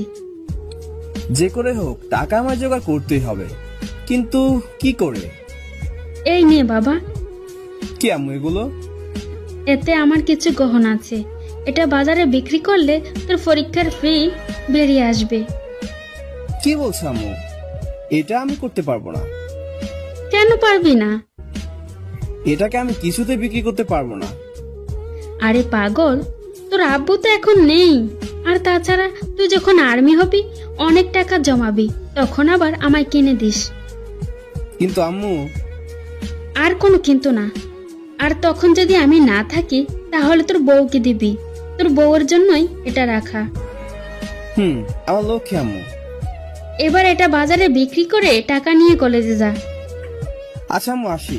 তারপর আম্মুর গহনা নিয়ে বাজারে চলে আসলাম, কিন্তু আমার মন কিছুতেই মানে না। যখনই আব্বুর কথা মনে হতো তখন এটা দেখতো, আর আমি সেটাকে বিক্রি করছি। ছি, এ আমি কি করছি? কিন্তু আম্মুর স্বপ্নকে পূরণ করতে হবে, আবার এদিকে গহনা। কি করি? তখন মাথায় একটা বুদ্ধি আসলো। দোকানদার আঙ্কেল। হ্যাঁ, কি চাই? এই গহনাটা আমি বন্ধক রাখতে চাই। দেখি। আমি দোকানদারের হাতে দিলাম। হ্যাঁ, কত টাকা নিতে চাও? মাত্র 2000 টাকা। আর এটা আপনার কাছে আমানত রাখলাম, আমি টাকা শোধ করে নিয়ে যাব। আচ্ছা, ঠিক আছে। তারপর টাকা নিয়ে সেখান থেকে কলেজে চলে আসলাম। কলেজে এসে দেখি সবাই এক জায়গায় বসে আছে। আমি সেদিকে চোখ না দিয়ে সামনে হাঁটতে লাগলাম। হঠাৎ পিছন থেকে মিতু ডাকলো, এই ছোট লোকের বাচ্চা। জি বলেন। কি রে, পরীক্ষার ফি দিতে আসছিস? হ্যাঁ। এত টাকা তুই কই পেলি? নিশ্চয়ই কোথাও থেকে চুরি করছিস। মুখ সামলে কথা বলবেন। কি, তুই আমাকে ধমক দিস? আমাকে? তোর সাহস কত বড়, একজন ছোট লোক হয়ে আমায় ধমক দিস? আমরা গরিব হতে পারি কিন্তু চোর না। চোরের আবার বড় বড় কথা। দেখেন, আপনারা বড় লোক, আপনারা কেন গরিব ছেলের সাথে লাগেন? তোকে দেখলে আমার গা জ্বলে, মাথায় রক্ত উঠে। সামনে হাসপাতাল আছে, সেখানে গিয়ে রক্তদান করেন, তাহলে আর মাথায় রক্ত উঠবে না। আমার কথা শুনে মিতু অবাক। আমি এমন কথা বলবো ও ভাবতে পারেনি। বাবার হোটেলে বসে খেয়ে যে রক্ত বেশি হয়ে গেছে। তারপর আমি সোজা হেঁটে স্যারের রুমে গেলাম। আসতে পারি স্যার? হ্যাঁ, এসো। স্যার, আমার পরীক্ষার ফি। নাম বলো। তখন কোথা থেকে মিতু হাজির হয়ে চিল্লাতে লাগলো, বাবা, ওই ছোট লোকের বাচ্চাকে পরীক্ষার সিট দিবা না। কেন মা, কি হয়েছে? ও 1 নাম্বারের বাজে ছেলে। ও পরীক্ষার হলে আমাদের অনেক কিছু করার হুমকি দিছে। না স্যার, আমি ওদের কিছু বলিনি, বিশ্বাস করেন। আই, তোমরা কই? স্যারকে সব বলো। তখন আমার ক্লাসের সব ছাত্রছাত্রীরা এসে বলল, হ্যাঁ স্যার, ওই 1 নাম্বার বাজে ছেলে, ক্লাসে সবসময় আমাদের ডিস্টার্ব করে। আরিয়ান, কি শুনছি? স্যার, এরা মিথ্যা বলছে, আমি কিছু করিনি। কি বলতে চাচ্ছ? তোমার ক্লাসমেটরা তোমার বিরুদ্ধে মিথ্যা অভিযোগ দিবে? আমার আর কোনো কথাই বলার নেই। তোমার সিট ক্যান্সেল। প্লিজ স্যার, এমন করবেন না, আমি খুব কষ্ট করে টাকা আনছি। স্যারের কথা শুনে সবাই হাসতে হাসতে বাইরে চলে গেল। প্লিজ স্যার, বোঝার চেষ্টা করেন, আমি আমার মায়ের গহনা বন্ধক রেখে টাকা আনছি। প্লিজ স্যার, আমার মায়ের আশাকে ভাঙবেন না প্লিজ। তোমার মায়ের আশা রাখতে সিট দিতে পারি, তবে এক শর্তে। সব শর্ত মানতে রাজি স্যার। তুমি একাই এক রুমে পরীক্ষা দিবে। Okay sir. আমার সাথে এসো। তারপর স্যার আমায় নিয়ে আমার ক্লাসে গেল। সবাই ভাবছে হয়তো আমার পরীক্ষা দিতে না দিয়ে কলেজ থেকে বের করে দিবে, তাই সবাই খুব খুশি। আমি আরিয়ানকে সিট দিয়েছি, তবে 2টো শর্তে। তারপর মিতু দাঁড়িয়ে গেল। বাবা, এ কি বলছো? হ্যাঁ মা, ঠিকই বলছি। প্রথম শর্ত হলো সে একাই একটা রুমে পরীক্ষা দেবে, আর দ্বিতীয় হলো সে যদি আমার মেয়ে মিতুর চেয়ে বেশি নম্বর না উঠাতে পারে তাহলে তাকে কলেজ থেকে বের করে দেওয়া হবে, আর যদি পারে তাহলে প্রথম পুরস্কার আরিয়ানের হাতে দেওয়া হবে। আরিয়ান, তুমি কি রাজি? স্যার, আমি ফার্স্ট হতে চাই না, আমি শুধু পরীক্ষা দিতে চাই। না, তোমায় ফার্স্ট হতে হবে, নয়তো তোমার খাতা বাদ দেওয়া হবে। আমি রাজি স্যার। তারপর ক্লাস শেষ করে বাসায় আসতে লাগলাম। তখন মিতু পথ আটকালো। এই ছোট লোকের বাচ্চা, তোর তো সাহসের প্রশংসা করতে হচ্ছে। তুই তো আমার বিরুদ্ধে চ্যালেঞ্জ নিয়েছিস। এটা আমার মায়ের আশা, এটা আমার ছোটবেলার স্বপ্ন, এটা আমার লাইফ, এসবের সাথে যুক্ত, তাই চ্যালেঞ্জ আমি নিয়েছি। আরে, আমি তো না পড়েই ফার্স্ট হয়ে যাব। যার কাজ যেমন সে ফল তেমন পাবে। আমিও দেখবো তুই কেমনে ফার্স্ট হোস। আমি তো ইনশাল্লাহ ফার্স্ট হব, কারণ আমার মায়ের দোয়া আছে আমার সাথে।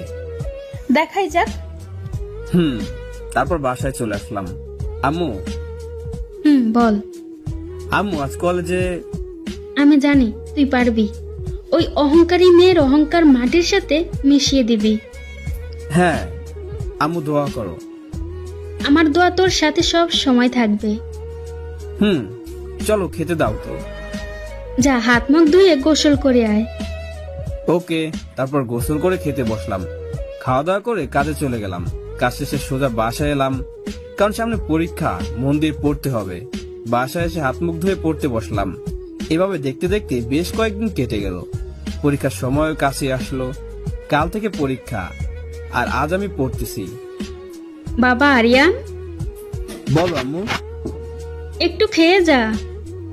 পরে খাচ্ছি। আমার ঘুম পাচ্ছে, খেয়ে নে তো। তুমি এখানে রেখে দাও, আমি পরে খেয়ে নিব। খেয়ে নিবি কিন্তু। ঠিক আছে। তারপর আবার মন দিয়ে পড়তে লাগলাম। পড়ার চিন্তায় খাবার কথা ভুলে গেছি।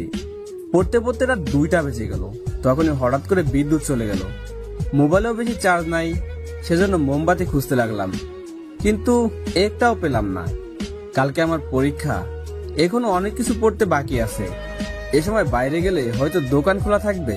হ্যাঁ, রহিম চাচার দোকান সারা রাত খোলা থাকে। মোবাইলের আলো জ্বালিয়ে বেরিয়ে পড়লাম। রাস্তায় হাঁটতেছি আর মনে মনে পড়াগুলো রিভাইজ করতেছি। এমন সময় পিছন থেকে আমার মাথায় সজোরে কে যেন আঘাত করলো। আঘাতটা বেশ জোরে ছিল, সেজন্য আমার মাথাটা চক্কর দিয়ে উঠলো। আমি মাথা ধরে বসে পড়লাম, আর চোখটাও কেমন যেন ঘোলা ঘোলা দেখাচ্ছে। আবার পেছন থেকে বাড়ি মারলো। এবার আমি মাটিতে পড়ে গেলাম। আমি আবার কষ্ট করে দাঁড়ালাম আর বললাম, কে আপনারা, আর এইভাবে আমায় মারছেন কেন? কেউ কোনো কথা বললো না। আবার মাথায় বাড়ি। তারপর আচ্ছা মতো ওরা আমায় কেলিয়ে চলে গেল। আমি অজ্ঞান হয়ে পড়ে রইলাম। জ্ঞান ফেরার পর দেখি আমি হাসপাতালে। একই, আমার এখন অনেকগুলো পড়তে বাকি আছে, পড়তে হবে। আমি উঠতে চাইলাম, কিন্তু মাথাটা ঝিমঝিম করছে। আরে কি করছিস?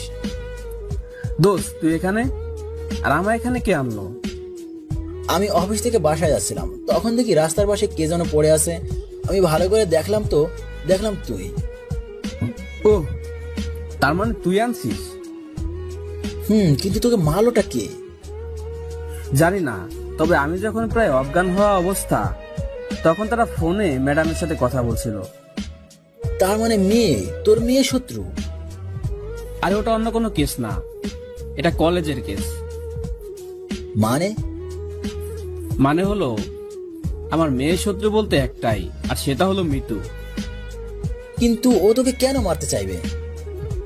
কালকে আমাদের পরীক্ষা, আর মিতুর সাথে আমার একটা চ্যালেঞ্জ আছে। সব বললাম। তার মানে মিতু চায় না যে তুই পরীক্ষা দিস? আর এই জন্য পরীক্ষার রাতে আক্রমণ করিয়েছে। এই মেয়ে আস্তে আস্তে বেড়েই চলেছে। বড় লোক হলে যা হয়। আজ থেকে তুই আমার সাথে থাকবি। পাগল নাকি? আম্মু একাই বাসাতে থাকতে পারে নাকি? তাহলে কি করতে চাচ্ছিস? কিচ্ছু না, কিন্তু আমার মাথায় প্রচুর ব্যথা করে। মাথায় বেশি আঘাত লেগেছে? রনি, আমার মাথা। আও। আরিয়ান, তুই ঠিক আছিস তো? বন্ধু, আমার খুব কষ্ট হচ্ছে রে। ডাক্তার। সাথে সাথে ডাক্তার এসে আমায় ঘুমের ইনজেকশন দিল। তারপর আমি ঘুমিয়ে গেলাম। সকালে চোখ খুলে দেখি আম্মু, রনি বসে আছে। আম্মু। বাবা কেমন আছিস? আরে আম্মু, আমি একদম ঠিক আছি। কাঁদছো কেন? তোর কিছু হলে আমি কেমনে থাকবো বাবা? আমার কিচ্ছু হবে না। দোস্ত থাক, আমার ডিউটির সময় হয়ে গেছে। আরে আজ তো আমার পরীক্ষা। ডাক্তার তোকে উঠতে বারণ করেছে। পরীক্ষা আমায় দিতেই হবে। কিন্তু তোর শরীর? বললাম তো আমার কিচ্ছু হয়নি। একটু খেয়ে যা। আম্মু সময় নাই, পরে খাবো। রনি চল। আমায় একটু কলেজে পৌঁছে দিবি? চল। আম্মু আমি গেলাম, দোয়া করো। তারপর রনির সাথে বের হলাম। হাতে পায়ে মাথায় ব্যান্ডেজ। এই অবস্থায় পরীক্ষা দিতে যাচ্ছি। রনি শার্ট খুলে আমায় দিল। এটা পরে নে। ধন্যবাদ বন্ধু, বাই। সাবধানে যাস। ওকে। পরীক্ষার ঘন্টা বেজে গেল। আমি দৌড়ে হেড স্যারের কাছে গেলাম। আপনারা হয়তো ভাবছেন বোর্ড পরীক্ষা কলেজে কেন, আসলে আমাদের কলেজেই বোর্ড। তারপর সোজা স্যারের কাছে চলে গেলাম। মাই কামিং স্যার? হ্যাঁ আসো। আর তোমার মাথায় ব্যান্ডেজ কেন? স্যার ওসব পরে শুনেন, আগে পরীক্ষার ব্যবস্থা করেন। ওকে। ধন্যবাদ স্যার। তারপর স্যার আরো 3 জন স্যারকে ডাকলো আর আমার সাথে একটা আলাদা রুমে পাঠালো। আমি খাতা পাওয়া মাত্র লেখা শুরু করলাম। যাক, প্রথম পরীক্ষা ভালো মতোই হয়েছে। পরীক্ষার সময় শেষ। আরিয়ান, এবার বলো কি হয়েছে? আসলে স্যার, একজন চায় না আমি পরীক্ষা দেই আর ফার্স্ট হই, সেজন্য এই অবস্থা। কে সেটা? শুধু নাম বলো। নিশ্চয়ই আমার মেয়ে মিতু। আরে স্যার না, আপনার মেয়ে তো খুব ভালো। তাহলে বলো। স্যার ছাড়েন না সব কথা। আচ্ছা ঠিক আছে। স্যার আমি গেলাম। আর একটা কথা। বলো। আমি পরীক্ষা দিছি এটা কাউকে বলবেন না প্লিজ। কিন্তু কেন? প্লিজ স্যার, এইটুকু করবেন please. Okay, no problem. Sir কলেজে কি কেউ আছে? না, সবাই চলে গেছে। থাকেন স্যার, আমিও গেলাম। তারপর কলেজ থেকে বের হলাম, কিন্তু মাথাটা আবার কেমন যেন করতে লাগলো। মনে হচ্ছে মাটি ঢেউ ঢেউ হয়ে গেছে, সেজন্য হাঁটতে সমস্যা হচ্ছে। তাই একটা দোকানে বসে পড়লাম। তখনই রনি এসে হাজির। ওই তুই একা একা কেন আসতে গেলি? আরে পেরে যেতাম। কতবার তুই জানা আছে, এবার আমার কলার ধর। তারপর রনির গাড়িতে করে বাসায় চলে আসলাম। কেমন পরীক্ষা হলো বন্ধু? আলহামদুলিল্লাহ ভালো। আরিয়ান চলে এসেছিস বাবা? হ্যাঁ আম্মু বলো। চল খাবার খেয়ে নে। রনি চল। আরে তোরা খা, আমি খেয়ে আসলাম। রনি। ওকে ওকে চল। তারপর 3 জন মিলে খাবার খেলাম। খাওয়া দাওয়া করে আমি শুয়ে পড়লাম। শরীরটা ভালো নেই, সেজন্য কাজে না যেয়ে ঘুমাতে গেলাম। আর এভাবে আমার পরীক্ষা শেষ হলো। কিন্তু কেউ জানে না যে আমি পরীক্ষা দিচ্ছি। শুধু মিতুর বাবা আর বাকি 3টা স্যার আজকে পরীক্ষার ফলাফল প্রকাশ করবে। আম্মু আজকে রেজাল্ট দিবে। বাবা দোয়া করো আম্মু। মায়ের দোয়া সন্তানের সব থেকে কাছে থাকে। আমি গেলাম। আম্মু আমার মাথা নেড়ে বলল, ভালো হয়ে যাস বাবা। ঠিক আছে। তারপর চলে গেলাম কলেজে। বাইরে থেকে দেখলাম কলেজে সবাই পৌঁছে গেছে, কিন্তু মিতু কোথায়? ভালো করে দেখলাম মিতু তার বন্ধুদের নিয়ে মজা করতেছে। সুন্দর করে সাজানো হয়েছে মঞ্চ, আর মঞ্চের সামনে টেবিলে চেয়ার দেয়া আছে। আমি যে সবার শেষে বসলাম আর স্যারের বক্তব্য শুনতে লাগলাম। হঠাৎ মিতুর কণ্ঠ পেলাম। কি রে ছোট লোক, টিসি নিতে আসছিস? বলেছিলাম না আমার সাথে চ্যালেঞ্জ ধরিস না, পারবি না। আজ থেকে এই কলেজে যেন তোকে আর না দেখি। যদি দেখতে পাই তাহলে তোকে খুন করব। জীবন দেওয়া নেওয়ার মালিক একমাত্র আল্লাহ, আর তাকে ছাড়া আর কাউকে ভয় পায় না। বাবা, এখন তোর মুখ দিয়ে ডায়লগ বের হচ্ছে? এটা ডায়লগ না, এটা সত্যি। তোর কিন্তু কি করবেন? মারবেন? অপমান করবেন? করেন। স্যার বক্তব্য দিচ্ছিল, এমন সময় আমি তো দাঁড়িয়ে বলল, স্যার এই ছোট লোকটা আমায় খারাপ খারাপ কথা বলতেছে আর গায়েও হাত দিচ্ছে। এই যে মিস, এটা করে আমার না, আপনারও সম্মান নষ্ট হলো। দেখেন আমার হাত ধরে টানে। আরিয়ান বাবা এদিকে এসো। তারপর স্যার বলল, মিতু তুমি আরিয়ানকে অপমান করতে চাইছো তাই না? না, ও যা করছে তাই বলছি। ও একটা গুন্ডা, বদমাশ। তাহলে সত্যিটা নিজের চোখে আবার দেখো। এই কে আছো? ক্যামেরার ফটোসটা খুব সুন্দর করে দেখাও। তারপর বড় পর্দায় ফুটেজটা খুব বড় করে দেখালো, আর সবাই দেখে তো অবাক। মিতু তো একবার তেলে বেগুনে চলছে। দেখো এখানে কে অপমানিত হলো, তুমি নাকি আরিয়ান? মিতু নিজেকে নিয়ে এত অহংকার করো না। মিতু শুধু বেগুনের মতো ফুলতাছে। তাহলে এবার আসল কথা আসা যাক। সবাই একদম নিশ্চুপ। কার কথা বলবে স্যার? কে হবে ফার্স্ট? সব থেকে বেশি নম্বর পেয়ে ফার্স্ট হয়েছে। সবাই তো হা করে তাকিয়ে আছে। কার কথা বলে? স্যার শুধু মিতুর দিকে তাকাচ্ছে। আমার হার্টবিট বেড়ে গেল। কি সবাই অবাক হলে? এখন আরো অবাক হবে, কারণ আমাদের কলেজে প্রথম হয়েছে আরিয়ান। আমার নামটা শোনা মাত্রই আমার গা শিউরে উঠল। আমি তো বিশ্বাসই করতে পারছি না। আমি মিতুর দিকে তাকিয়ে দেখি মিতু একদম লাল টমেটো হয়ে গেছে। আরিয়ান, তুমি আমাদের কাছে এসো। আমি উঠে যেতে লাগলাম, তখন মিতু, এই ছোট লোকের বাচ্চা, কেমন করে করলি এটা? নিশ্চয়ই নকল করছিস। মুখ সামলে কথা বলবেন। কি? আমার মুখের উপর কথা বলিস? দাঁড়া আপ। মিতু, কি হচ্ছে কি? বাবু তুমি চুপ করো। এই ছোট লোক, বল কি করে করছিস? মন দিয়ে পড়াশোনা করেছি, নাকি আপনার মতো কাউকে আহত করব নাকি? কি বললি তুই? কি বললি? আমি তোকে আহত করছি? আমি কখনো বলিনি যে আপনি আমায় আহত করেছেন। আমি শুধু বলেছি কাউকে আহত করে। তার মানে এটা পরিষ্কার আপনি আমায় আহত করেছেন। ওই ছোট লোক, কি বলতে চাস তুই? হ্যাঁ দেখেন, এখানে অনেক লোকজন আছে। আমি প্র্যাকটিক্যাল দেখাতে গেলে আপনারই মান যাবে, আমার না। তুই কিন্তু বাড়াবাড়ি করছিস। কোনো বাড়াবাড়ি করিনি। মিতু, কি হচ্ছে? ওকে আসতে দাও। না, দিব না। ও কি করে করলো এসব? আবার এটা নয় তো যে ছোট লোকের বাচ্চাকে ফার্স্ট করানোর জন্য তুমি টাকা খেয়েছো? মিতু, তো এত বড় সাহস, তুই আমার চর মারিস? হ্যাঁ মারি। আরেকবার কোন স্যারকে নিয়ে আজে বাজে কথা বলে আমি আবারও কি হাল করি? উনি আপনার বাবা হন, আর মেয়ে হয়ে বাবার সম্পর্কে এমন বাজে কথা বলতে লজ্জা করে না?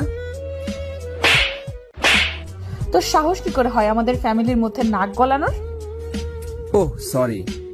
আপনি তো আবার না থাক। সজীব, বসে বসে কি দেখছো? এই ছোট লোককে আচ্ছা মতন শিক্ষা দাও। আপনার এই লোভী সজীব আমার আর কিছু করতে পারবে না। আপনার এই লোভী সজীব আমার আর কিছু করতে পারবে না। মিতু, এবার কিন্তু বেশি হচ্ছে। এই ছোট লোকের বাচ্চা, আজকের অপমানের প্রতিশোধ আমি নিবই। তোকে আমার গোলাম বানিয়ে ছাড়বো। তারপর চোখ রাঙিয়ে চলে গেল। আমি স্যারের কাছে গেলাম। মার মেয়ের কথায় রাগ করো না। আরে স্যার, কি বলছেন? সোজা হয়ে দাঁড়াও আর তোমার উপহার নাও। তারপর সবাই মিলে হাতে ছোট্ট একটা উপহার দিল। দেখতে যতই ছোট হোক না কেন, আমার কাছে অনেক বড়। তোমার জন্য দোয়া রইল বাবা, এগিয়ে যাও। ধন্যবাদ স্যার। তারপর আমি প্রাইজ নিয়ে দৌড় দিয়ে বাসার দিকে গেলাম। আজকে আমার আনন্দে বুকটা ভরে গেল।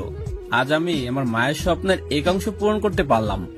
মনের খুশিতে গাড়িও লাগলো না, দৌড়ে বাসায় চলে আসলাম। আর খুশি মুখ নিয়ে দরজার সামনে এসে আমার মন ভরা দুঃখ পেলাম। দরজায় তালা লাগানো। আমার আম্মু তো কোনোদিন কোথাও যায় না, তাহলে আজ কোথায় গেল? কোনো বিপদ হয়নি তো? ছি ছি, কি ভাবছি আমি এসব? আম্মুর আবার কিসের বিপদ হবে? তারপর আমি পাশের বাসায় গেলাম, কিন্তু সেখানেও তালা ঝুলতেছে। তারপর বাসায় গেলাম। Aunty aunty. কে? আমি আরিয়ান। ও আরিয়ান, বাবা কি খবর? আমার আম্মুকে কি দেখছেন? তোমার আম্মু তো নাই। কোথায় গেছে বলতে পারবেন? তোমার মা তো অ্যাক্সিডেন্ট করেছে, তাই সবাই ওরে নিয়ে হাসপাতালে গেছে। কি? কথাটা শোনা মাত্রই আমার মাথার উপর যেন আকাশটা ভেঙে পড়লো। কি বলছেন? হ্যাঁ বাবা, তুমি তাড়াতাড়ি সরকারি হাসপাতালে চলে যাও। আমি আর দেরি করলাম না, সোজা দৌড় দিলাম হাসপাতালে। আমার পৃথিবী যেন অন্ধকার হয়ে আসছে। আমার আম্মুই আমার পৃথিবী। আম্মুকে ছাড়া আমি কেমনে বাঁচবো? এসব ভাবছি আর দৌড়াচ্ছি। দৌড়াতে দৌড়াতে হঠাৎ একটা গাড়ির সাথে ধাক্কা খেয়ে পড়লাম। মাথায় একটু আঘাত পেলাম। চোখ খুলে দেখি এটা রনি। আরিয়ান, তুই ঠিক আছিস তো? হ্যাঁ ঠিক আছি। এমন পাগলের মতো কোথায় যাস? আমার সব শেষ রে বন্ধু। আমার আর কেউ রইল না। রনিকে জড়িয়ে ধরলাম। কি হয়েছে বলবি তো? আমার আম্মু আম্মু কি হয়েছে আন্টির? তাড়াতাড়ি হাসপাতালে চল। গাড়িতে ওঠ। তারপর আমি রনির গাড়িতে করে হাসপাতালে আসলাম। হাসপাতালে এসে দৌড় দিলাম। ভিতরে যেয়ে দেখলাম আমার চাচা চাচি দাঁড়িয়ে আছে। আম্মু কই চাচা? তোর মাকে ভিতরে নিয়ে গেছে। কেমন আছে? সেটা ডাক্তার এলে বলতে পারবে। আমার মাথা ঘুরতে লাগলো। আরিয়ান, নিজেকে সামলা ভাই, কিচ্ছু হবে না। আন্টি আবার ঠিক হয়ে যাবে। আমার চোখে আর পানি আটকে রইল না। 7 বছর বয়সে যখন আব্বু মারা যায়, তখন থেকে বাবা মায়ের আদর স্নেহ দিয়েই বড় করেছেন। আমার মাকে আমি খুব ভালোবাসি। তখনই ডাক্তার বের হলো। ডাক্তার আঙ্কেল, আমার আম্মু কেমন আছেন? তোমার মায়ের অবস্থা খুবই খারাপ, অপারেশন না করলে বাঁচানো যাবে না।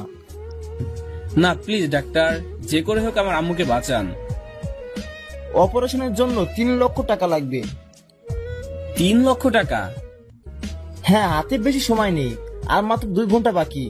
এর মধ্যে যদি আপনার টাকা জমা দিতে না পারেন, তাহলে আমরা রোগীকে বাঁচাতে পারবো না। নয়তো না, আমার আম্মুর আমি কিছু হতে দেব না। তাহলে তাড়াতাড়ি টাকার ব্যবস্থা করুন। আমি টাকা আনবো। আমার কাছেও তো এত টাকা নেই, আর আমি 2 মাসের অগ্রিম বেতন নিয়ে ফেলেছি। এখন টাকা চাইলে আর দিবে না। আমার বাড়ি বেচলেও এত টাকা পাবো না। আমি যেখানে কাজ করি সেখানে চলে গেলাম। স্যার। কিরে, আজ এত তাড়াতাড়ি যে? স্যার, আমার কিছু টাকা লাগবে। ও এই কথা, তা কাজে 500 টাকা দেবো নে। স্যার, এটা দিয়ে আমার হবে না, আমার 3 লক্ষ টাকা লাগবে। পাগল নাকি রে? আমি এত টাকা কই পাবো? তা এত টাকা দিয়ে কি করবি তুই? মদ খাবি নাকি? না স্যার, আমার মা হাসপাতালে, অপারেশন না করলে বাঁচানো যাবে না। আর অপারেশন করতে গেলে 3 লক্ষ টাকা লাগবে। প্লিজ স্যার, আমার মাকে বাঁচান। কি আমি এত টাকা কই পামু? তুই জানিস তো এই দোকানের উপর দিয়ে আমার সব চলে। প্লিজ স্যার, আমি আপনার শোধ করে দিব। বোঝার চেষ্টা কর। কি আর করার, খালি হাতে ফিরে গেলাম। এভাবে আরো কয়েক জায়গায় গেলাম, কিন্তু কাজ হলো না। তবুও হাল ছাড়লাম না। 1 ঘন্টা পার হলো, একটা টাকাও জোগাড় করতে পারলাম না। ওইদিকে রনি ও তার বন্ধু স্যারদের কাছে ফোন করলো, কিন্তু কোনো কিছুতেই কাজ হলো না। আমি মন খারাপ করে ফিরে যাচ্ছি, এমন সময় মিতু ডাকলো। আয় ছোট লোক, শোন। হ্যাঁ বলুন। তুই একটু সুযোগ পেয়ে আমায় ওভাবে অপমান করলি। প্লিজ এসব এখন বাদ দেন, মন আমার ভালো নেই। কেন রে ছোট লোক? আমার আম্মু হাসপাতালে। ও, আপনারা তো অনেক বড় লোক, অনেক টাকা আছে, শুধু 2 লক্ষ টাকা দিয়ে আমার আম্মুকে বাঁচান প্লিজ। ও, তুই ভাবলি কি করে যে আমি তোকে টাকা দিব? প্লিজ আপনার পা ধরছি, আপনি যেটা বলবেন আমি সেটাই করব। সত্যি তো? হুম। আমি তোকে 2 লক্ষ টাকা দিব, তার বদলে তুই আমার গোলাম হয়ে থাকবি 1 বছর। পারবো না। তখন রনির ফোন আসলো। বল। তুই কোথায়? টাকার ব্যবস্থা করতেছি। কিছু পেলি? না রে। দোস্ত জলদি কর, মাত্র 30 মিনিট বাকি। বলিস কি? হ্যাঁ ভাই, আর 20 মিনিট পার হলে আর ডাক্তার অপারেশন করবে না। তুই দ্বারা আমি দেখছি। ফোন কাটলাম, দেখি মিতু চলে যাচ্ছে। এই যে শুনেন। বল। আমি রাজি, তবে প্লিজ 10 মিনিটের মধ্যে টাকা পৌঁছে দেন। পৌঁছে যাবে। কোন হাসপাতালে আছে? সরকারি। ওকে, আমি বিকাশে দিয়ে দিচ্ছি। একটু তাড়াতাড়ি। হয়ে গেছে। একটু পর রনি ফোন করলো। বন্ধু, টাকা নাকি জমা হয়েছে, তুই করলি? হ্যাঁ, আম্মুর খেয়াল রাখিস। তুই কোথায়? আমি 1 বছরের জন্য বিক্রি হয়ে গেছি। মানে? পরে বলবো। ওকে। তারপর ফোন কেটে দিয়ে মিতুর হাতে ধরে বললাম, ধন্যবাদ মিতু। ছোট লোক, তোর সাহস কত আমার শরীরে হাত দিস? সরি মিতু। আমার নাম ধরে ডাকিস, আমার ম্যাডাম বলবি। ঠিক আছে ম্যাডাম। এবার চল আমার সাথে। কোথায়?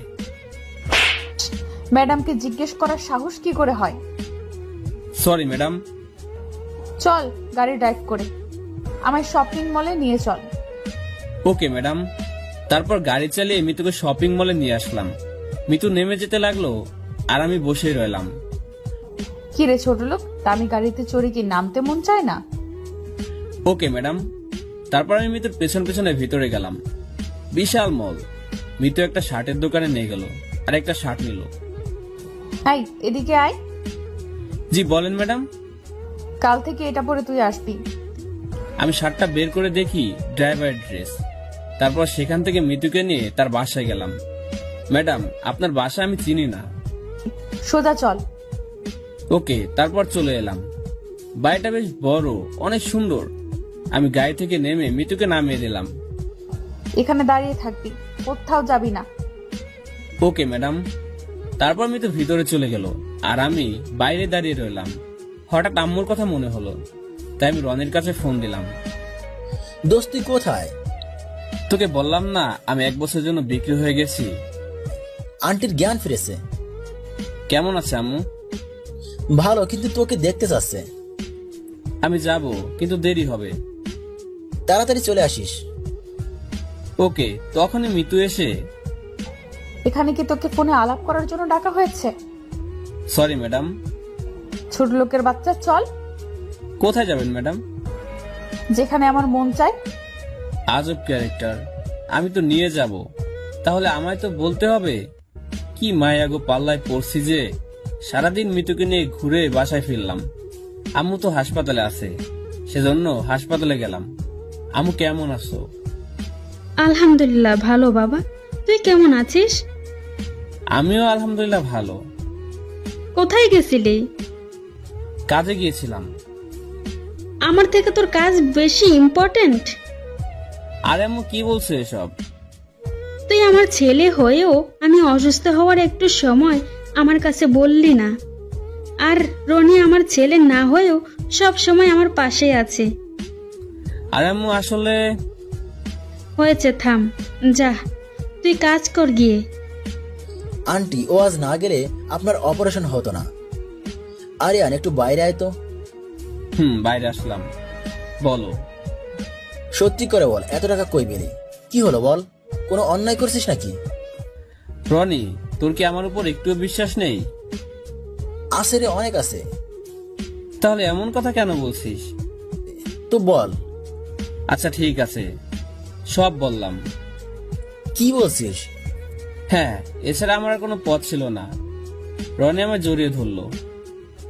সরি দোস্ত, আমি তোকে কি ভেবেছিলাম। এটা জেনে রাখিস, তোর বন্ধু কোনোদিনও অন্যায় করেনি আর কোনোদিনও করবেও না। তোর জন্য সুখবর আছে। কি সেটা? আর্মির সার্কুলার ছাড়ছে। সত্যি? সত্যি। কদিন ছাড়লো? কালকে ছাড়ছে। আমি তখনই ফোন বেজে উঠলো। হ্যালো। আয় ছোট লোকের বাচ্চা। Okay madam. কি বললো তোর ম্যাডাম? কালকে অফিসে যেতে হবে। ওহ, আমার ফর্ম পূরণ করা হলো না। তুই থাকবি না তো কি হয়েছে, আমি তো আছি। ধন্যবাদ রে। অনেক রাত হলো, শুয়ে পড়, আমাকে একটু অফিসে যেতে হবে। ওকে। তারপর আমি আম্মুর বেডের নিচে মাথা দিয়ে ঘুমিয়ে গেলাম। সকালে নার্সের ডাকে ঘুম ছুটলো। উঠে ফ্রেশ হয়ে বাজার থেকে কিছু এনে আম্মুকে খাওয়ালাম। আম্মু তুমি থাকো, আমায় কাজে যেতে হবে। কি কাজ বাবা? ড্রাইভার। দেখে শুনে গাড়ি চালাবি। ঠিক আছে আম্মু। তারপর আমি মিতুর দেওয়া ড্রেস পরে চলে গেলাম।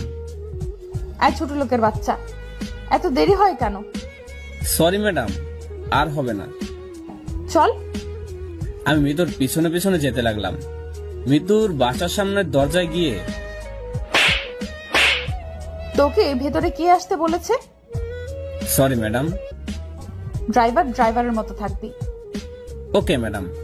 তারপর মিতু ভিতরে গিয়ে তৈরি হয়ে আসলো। সোজা অফিসে চল। তারপর অফিসে চলে গেলাম। মিতু ভিতরে গেল। আমি গাড়ি পার্কিং করে গাড়ির উপর বসে থেকে গল্প লিখতেছি। তখন দেখলাম সজীব আসলো। আমার একটু খটকা লাগলো, সজীব মিতুর অফিসে কেন? হয়তোবা মিতুর সাথে দেখা করতে আসছে। এটা ভেবে মাথা ঘামালাম না, আবার গল্প লিখতে লাগলাম। অনেকক্ষণ পর মিতুর সাথে তার বাবা মানে আমার স্যার আসলো। আরে আরিয়ান তুমি? জি স্যার। বাপি খুব অবাক হলে, তাই না? হ্যাঁ, আমি সেদিন বলেছিলাম এই ছোট লোককে আমি আমার গোলাম বানাবো, আর আমি আজ একে আমার ড্রাইভার বানিয়েছি। মিতু, এতটা অহংকার ভালো না। আরে স্যার চলেন তো। হ্যাঁ চলো। তারপর মিতু আর স্যার গাড়িতে বসলো, আমি ড্রাইভ করতে লাগলাম। অর্ধেক রাস্তা আসার পর স্যারের ফোন বাজতে লাগলো। হ্যালো, কে? ওপাশে কথা শোনা যায় না। কি? ওপাশে কথা শোনা যায় না। কে আপনি আর কি চান? ওপাশে কথা শোনা যায় না। Hello hello. বাপি কার ফোন ছিল? জানি না, অন্য নম্বর। কি বলছিল? আমাদের আজকে গোপন মিটিং এর বিষয়ে সব জানতে পারছে, আর বলল ও নাকি আমাদের ফকির করে ছাড়বে। নিশ্চয়ই এটা এই ছোট লোকের কাজ। মিতু, কি বলছো? এ কেন করবে? এদের মতো ফকিরের টাকার জন্য সবকিছু করতে পারে। দেখুন ম্যাডাম, আপনি অযথাই আমার উপর সন্দেহ করছেন। চুপ কর ছোট লোক। মিতু, যদি এ করেও থাকে তাহলে সে তো আর ভিতরে যায়নি, সে তো বাইরে ছিল। তাহলে আমার মিটিং এর কথা জানলো কি করে? বাপি, তুমি এই ছোট লোকের সাপোর্ট কেন করো? দেখো মা, সবাই মানুষ, বড় লোক বা গরিব কোনো পার্থক্য হয় না। তুমি সব সময় ছোট লোকের সাপোর্ট করো। একদিন ঠিকই বুঝবি তুই কত বড় জিনিসকে অবহেলা করছিস। তুমি কি বলতে চাচ্ছ? আমি অবুঝ? না, সেটা না। ম্যাডাম, আমি বাসায় এসে গেছি। মিতু মা, তুই বাসায় যা, আমার কিছু কাজ আছে, আমি আসছি। ওকে বাপি। মিতু চলে গেল। স্যার কোথায় যাবেন? সোজা সামনে চলো। ওদিকে তো জঙ্গল। হ্যাঁ চলো বলছি। ওকে। তারপর আমি স্যারকে নিয়ে গন্তব্যে পৌঁছালাম। শোনো, অনেকদিন আগে থেকে আমাদের কোম্পানির উপর কারো নজর পড়ছে। ও, আমাদের কোম্পানি নাম্বার 1-এ আছে, তাই সকলের নজর। কিন্তু কোম্পানির জন্য আমার চিন্তা নেই। চিন্তা হলো আমার মা মরা মেয়েকে নিয়ে। কেন? কারণ তারা দুটার উপরেই নজর। হঠাৎ পাতা নাড়ার আওয়াজ পেলাম। আমি ভালো করে খেয়াল করলাম, হ্যাঁ, আবার আওয়াজ পেলাম। আরিয়ান, কি হলো? চুপ করেন স্যার, গাড়িতে গিয়ে বসেন। কিন্তু কেন? স্যার এখানে বিপদ, তাড়াতাড়ি গাড়িতে উঠে বসেন। ওকে। তখনই চারপাশ থেকে অনেক লোক বের হলো, সবার মুখে মুখোশ আর হাতে হাতিয়ার। আমি লড়াই করতে গেলে স্যারের ক্ষতি হতে পারে, সেজন্য গাড়িতে বসেই দিলাম টান। আমার পিছনে পিছনে ওরাও 4টা গাড়ি নিয়ে এলো। টানের উপর টান। না, এভাবে এদের পিছু ছাড়ানো যাবে না। আমি পকেট থেকে মোবাইল বের করে রনের কাছে ফোন দিলাম, লাউড স্পিকার দিয়ে সিটে রেখে দিলাম। হ্যাঁ দোস্ত, বল। কই আসিস? 4 মাথার মোড়ে। তুই জঙ্গলের রাস্তা ধরে চলে আয়। কিন্তু কেন? আমি বিপদে পড়ছি, তাড়াতাড়ি আয়। ওকে। ফোন কেটে দিলাম। কে এটা? আমার বন্ধু। এ সময় তোমার বন্ধু কি করবে? আমার বন্ধু পুলিশ অফিসার। ওহ। আসতেই পিছনের গুন্ডারা এগিয়ে আসতে লাগলো, আর সামনে আমার পেয়ারা বন্ধু হাজির। আমি গাড়ি ব্রেক করলাম। কি হয়েছে? ওরা আমাদের আক্রমণ করছে। পুলিশকে দেখে ওরা গাড়ির পিছনে ঘুরে নিল আর চলেও গেল। ধন্যবাদ বন্ধু।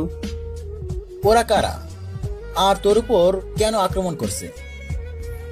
আমার উপর না, স্যারের উপর আক্রমণ করছে। কিন্তু ওরা কারা? স্যারের দুশ্মন। ওহ, আচ্ছা থাক, আমি স্যারকে বাসায় নিয়ে যাই। ওকে, যা। তারপর আমি স্যারকে নিয়ে মিতুর বাসায় চলে আসলাম। আরিয়ান, তুমি আমার সাথে উপরে আসো। না স্যার, ম্যাডাম দেখলে বকবে। আরিয়ান, তুমি আমার সাথে উপরে আসো। Okay sir. আমি ভিতরে চলে গেলাম, তখনই রাক্ষসীটা হাজির। এই ছোট লোকের বাচ্চা, তোর কত বড় সাহস আমার বাসার ভেতরে ঢুকিস? আসলে ম্যাডাম, সামান্য একটা ড্রাইভার হয়ে তুই বাসার ভেতরে চলে এলি? মিতু, ওকে আমি আসতে বলছি। কেন বাপি, এসব ফকির ঘরের ছেলেদের কেন এখানে আসতে বললে? যদি কোনো ভাইরাস পার হয়ে যায় তাহলে? চুপ করো, আমার কাজের জন্য ওকে ডেকেছি। কিন্তু বাপি, যেখানে যাচ্ছ যাও।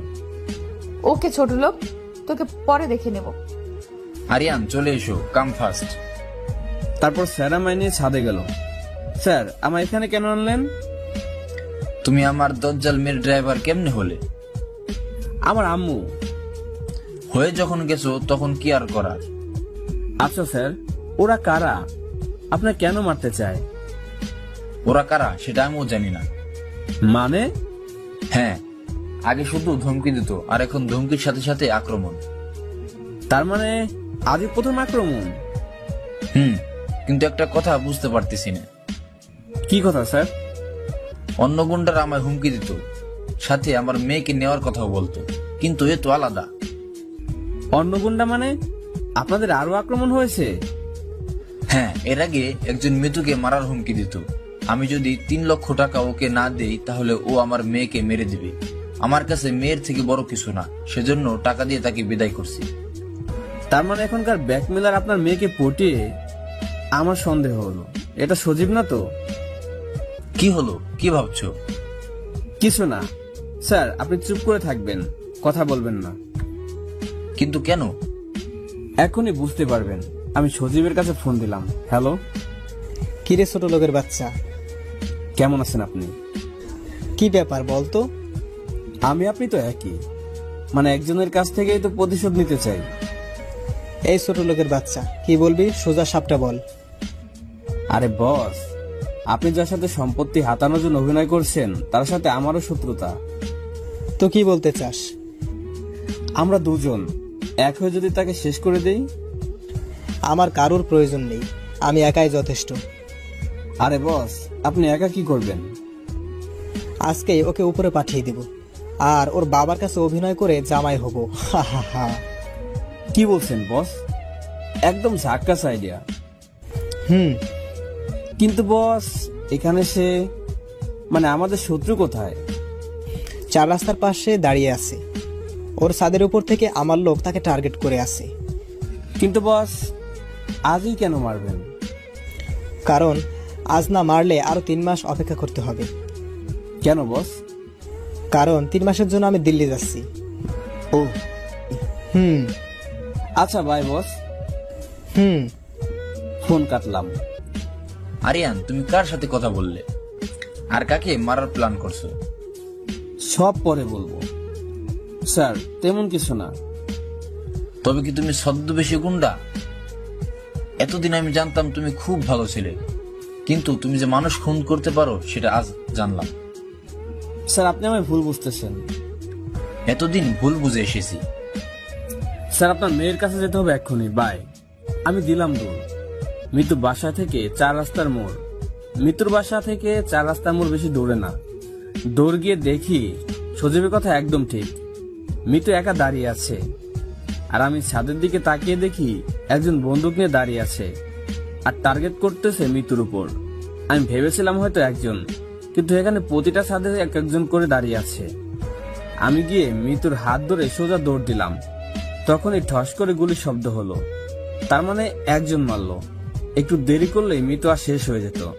আমি মৃত্যুকে নিয়ে অনেক দূরে এসে পড়লাম। মৃত্যু হাত চিৎকার মেরে বলল। আমি গালে হাত দিয়ে দাঁড়িয়ে রইলাম। ছোট লোক, ফকিরের ছেলে, লুচ্চা, তোর কত বড় সাহস আমার হাত ধরিস? Sorry madam. রাখ তোর সরি, তোকে তো আমি আজ। মৃত্যু অনেকটা রেগে গেছে। আসলে ম্যাডাম, মেয়েদের দেখলে কি থাকতে পারিস না, তাই এমন আচরণ করিস? রাস্তার ছেলে কোথাকার। না ম্যাডাম, আসলে হয়েছে কি। চুপ, তোদের মতো রাস্তার ছেলেকে আমার ভালো করে চেনা আছে। সুন্দরী মেয়ে দেখে থামতে পারে না। ডিসগাস্টিং। মৃত্যুর এমন চেঁচামেচি শুনে পাশে থাকা পুলিশ এসে গেল। এক্সকিউজ মি ম্যাডাম, কোনো সমস্যা? হ্যাঁ, অনেক সমস্যা। এই ছোট লোকের বাচ্চা আমায় কিডন্যাপ করেছে। আর কি বলছেন আপনি? আপনি কি একে চিনেন? না, চিনি না। কিরে, মেয়েদের দেখলে কি তোদের মধ্যে ঝাঁকুনি ওঠে? আরে কি করছেন? আমি না ড্রাইভার। কি বলছে ম্যাডাম? ওসব মিথ্যা। আপনি ওকে এমন শাস্তি দিবেন যাতে ভবিষ্যতে এমন কাজ আর না করে। ম্যাডাম প্লিজ এমনটা করবেন না। আপনি আমায় অন্য শাস্তি দেন, কিন্তু প্লিজ আমার নামে ক্রিমিনাল খাতায় তুলবেন না, প্লিজ। যা এখন বুঝ ঠেলা। তারপর পুলিশ আমায় নিয়ে চলে গেল আর আমার নামে নারী ধর্ষণ মামলা দিল। আমি পুলিশের অনেক হাত পা ধরলাম, কিন্তু শুনলো না।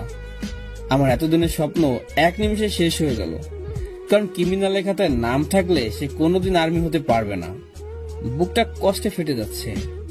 জেলের ভিতরে থাকা একজন লোক এসে বলল, কি ভাই, আপনি এসেই দেখছি কান্না করতেছেন, কি হয়েছে আপনার? কিছু না। কিছু হয়নি তো এখানে কেন? আমি একজন ধর্ষক। কি? আপনার দেখে তো মনে হচ্ছে না। কি হয়েছে বলেন তো? প্রেমিকার সাথে ডেটিং এ যে ধরা পড়েছেন? না, একজনের উপকার করছি। মানে? সব বললাম। ভাইরে, আজকের দুনিয়ায় ভালো মানুষের কোনো দাম নাই। আমার এতদিনের স্বপ্ন ভেঙে গেল। আম্মুর ইচ্ছে পূরণ করতে পারলাম না। ভাই, দুঃখ কইরো না। দারোয়ান স্যার, একটু ফোন করা যাবে? পাশে থাকা দারোয়ানকে বললাম। এই নাও ফোন। ধন্যবাদ স্যার। ফোন দিয়ে আমি রনির কাছে ফোন দিলাম। হ্যালো, কে বলছেন? রনি, আমি আরিয়ান। হ্যাঁ, তুই কোথায়? বন্ধু, আমার স্বপ্ন শেষ, আমার এতদিনের পরিশ্রম শেষ। কি বলছিস? কি হয়েছে তোর? আর কান্না করছিস কেন? দোষ, নারী ধর্ষণের মামলা আমি আসামি। কি? হ্যাঁ বন্ধু, আম্মুকে বলিস। আম্মুর ইচ্ছা আমি পূরণ করতে পারলাম না। তুই এটা কি বলিস? আমার বিশ্বাসই হয় না। কি হয়েছে বলতো? আচ্ছা, তুই কোন থানায় আছিস বল? থানার নাম বললাম, আর একটু পরে রনি এসে গেল।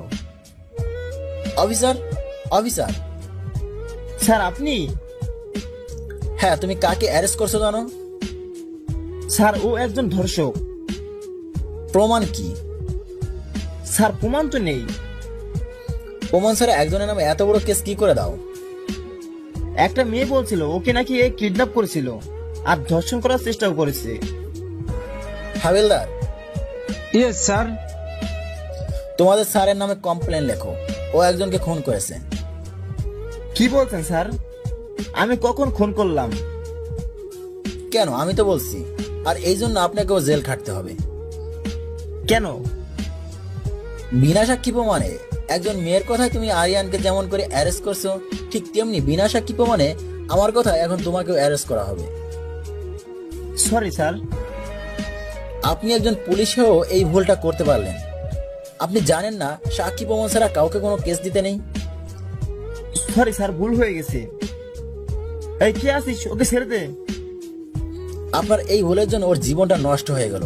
জানেন উনি কে? না স্যার। উনি হলেন হবু আর্মি। আচ্ছা, আপনাদের এখান থেকে কি ক্রিমিনালের লিস্ট আর্মিতে জমা দেওয়া হয়ে গেছে? জি স্যার, একটু আগেই দিলাম। তাতে কি আরিয়ানের নাম আছে? হ্যাঁ, আছে। সরি দোস্ত, আমি আর কিছু করতে পারলাম না। তোর নাম এখন হেড অফিস পর্যন্ত পৌঁছে গেছে। আমার বুকটা ফেটে যাচ্ছে। চল বাসায় চল। তারপর রনির গাড়িতে করে বাসার দিকে রওনা হলাম। জানিস আজ আম্মু কতটা কষ্ট পাবে? আমার খুব ইচ্ছে ছিল আমি খুব বড় আর্মি হব। যা হওয়া তা তো হয়ে গেছে। তুই আর্মি হতে পারিসনি তো কি হয়েছে? পুলিশ হবি, তোকে কালকে থেকে জয়েন করিয়ে দিব। না রে, আর্মি যখন হতে পারলাম না তখন আর পুলিশ হয়ে লাভ কি? আরে না, সমস্যা কি? না, তখনই সামনে দেখলাম রিয়া। আরে রিয়া, এই রনি থাম। আরে আরিয়ান, তুমি? ওই রিয়া, কই যাচ্ছ? এই তো বাসায়। উঠে বসো। রনি চল। এটা কে গো? এটা আমার জান বন্ধু রনি, এখনো সিঙ্গেল। তাই? তা কেমন আছো? এই আলহামদুলিল্লাহ ভালো। তুমি কেমন আছো? আমিও আলহামদুলিল্লাহ ভালো। আজকাল তো কোনো খবরই নাও না। একটু বিজি। আরিয়ান, তোমার কি হয়েছে বলো তো? তোমার মন খারাপ কেন? ওর স্বপ্ন শেষ হয়ে গেছে। মানে? একজনের উপকার করেছিলাম আর তার বদলে এটা পেলাম। কি হয়েছে খুলে বলবা? শোনো, আমার আম্মুর অ্যাক্সিডেন্ট হয়, আর তার জন্য 3 লক্ষ টাকার প্রয়োজন হয়। আর তারপর কি বলছো তুমি এসব? হ্যাঁ, কারো ভালো করলে যে এমন হয় এটা আজ বুঝলাম। তো তুমি ওই ডাইনিকে বাঁচালে কেন?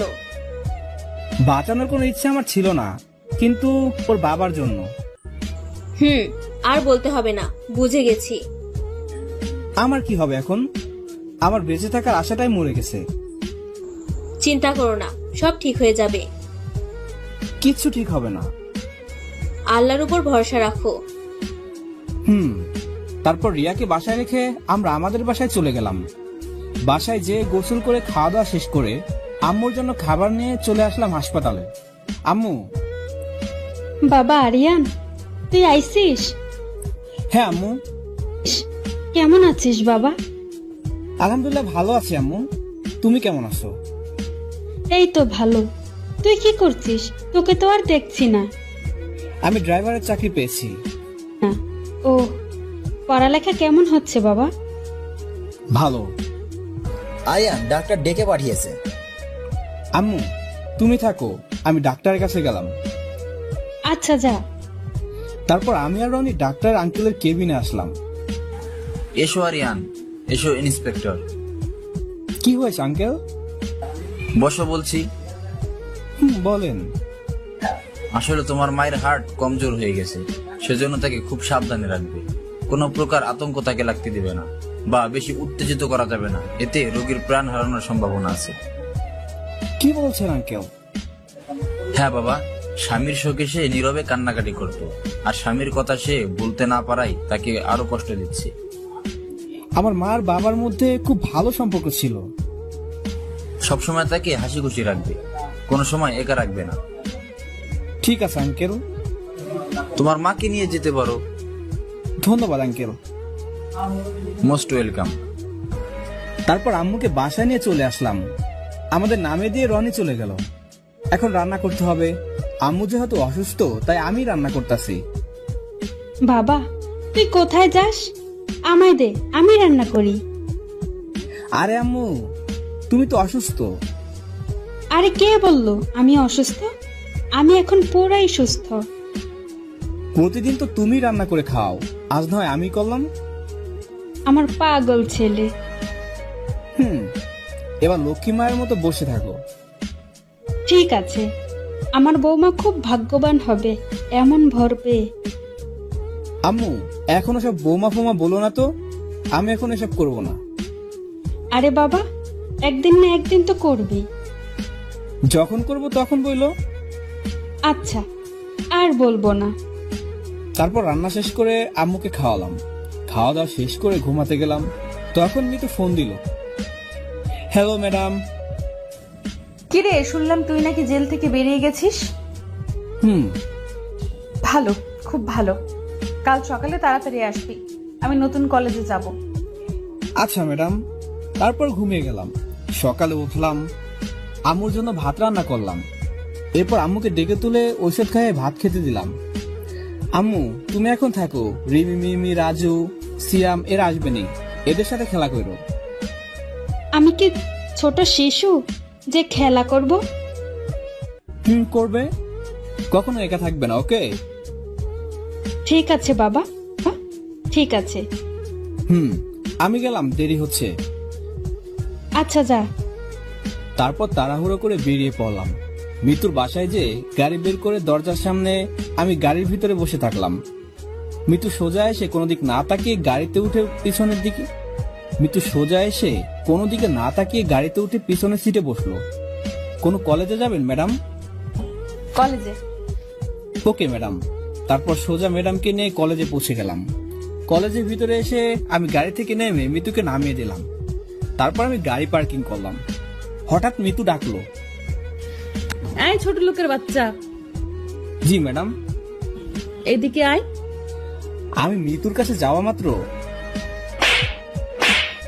আমি গালে হাত দিয়ে অবাক হয়ে তাকিয়ে থাকলাম। কলেজে সবাই আমার দিকে হা করে তাকিয়ে আছে। তোকে বলেছি না তুই ড্রাইভারের ড্রেস পরে আসবি? সরি ম্যাডাম, তাড়াহুড়ো করে আসতে লেগে ভুলে গেছি। তো কি আমি? হঠাৎ রিয়া এসে মিতুর হাত ধরে নিল। এই মিতু, কি করছিস? ছাড় আমায়। এই ছোট লোক কি আজ আমি? চল কলেজে চল। আমি মন খারাপ করে একটা গাছের নিচে বসে পড়লাম। ওইদিকে রিয়া মিতুকে নিয়ে যাচ্ছে, হঠাৎ মিতু থেমে গেল।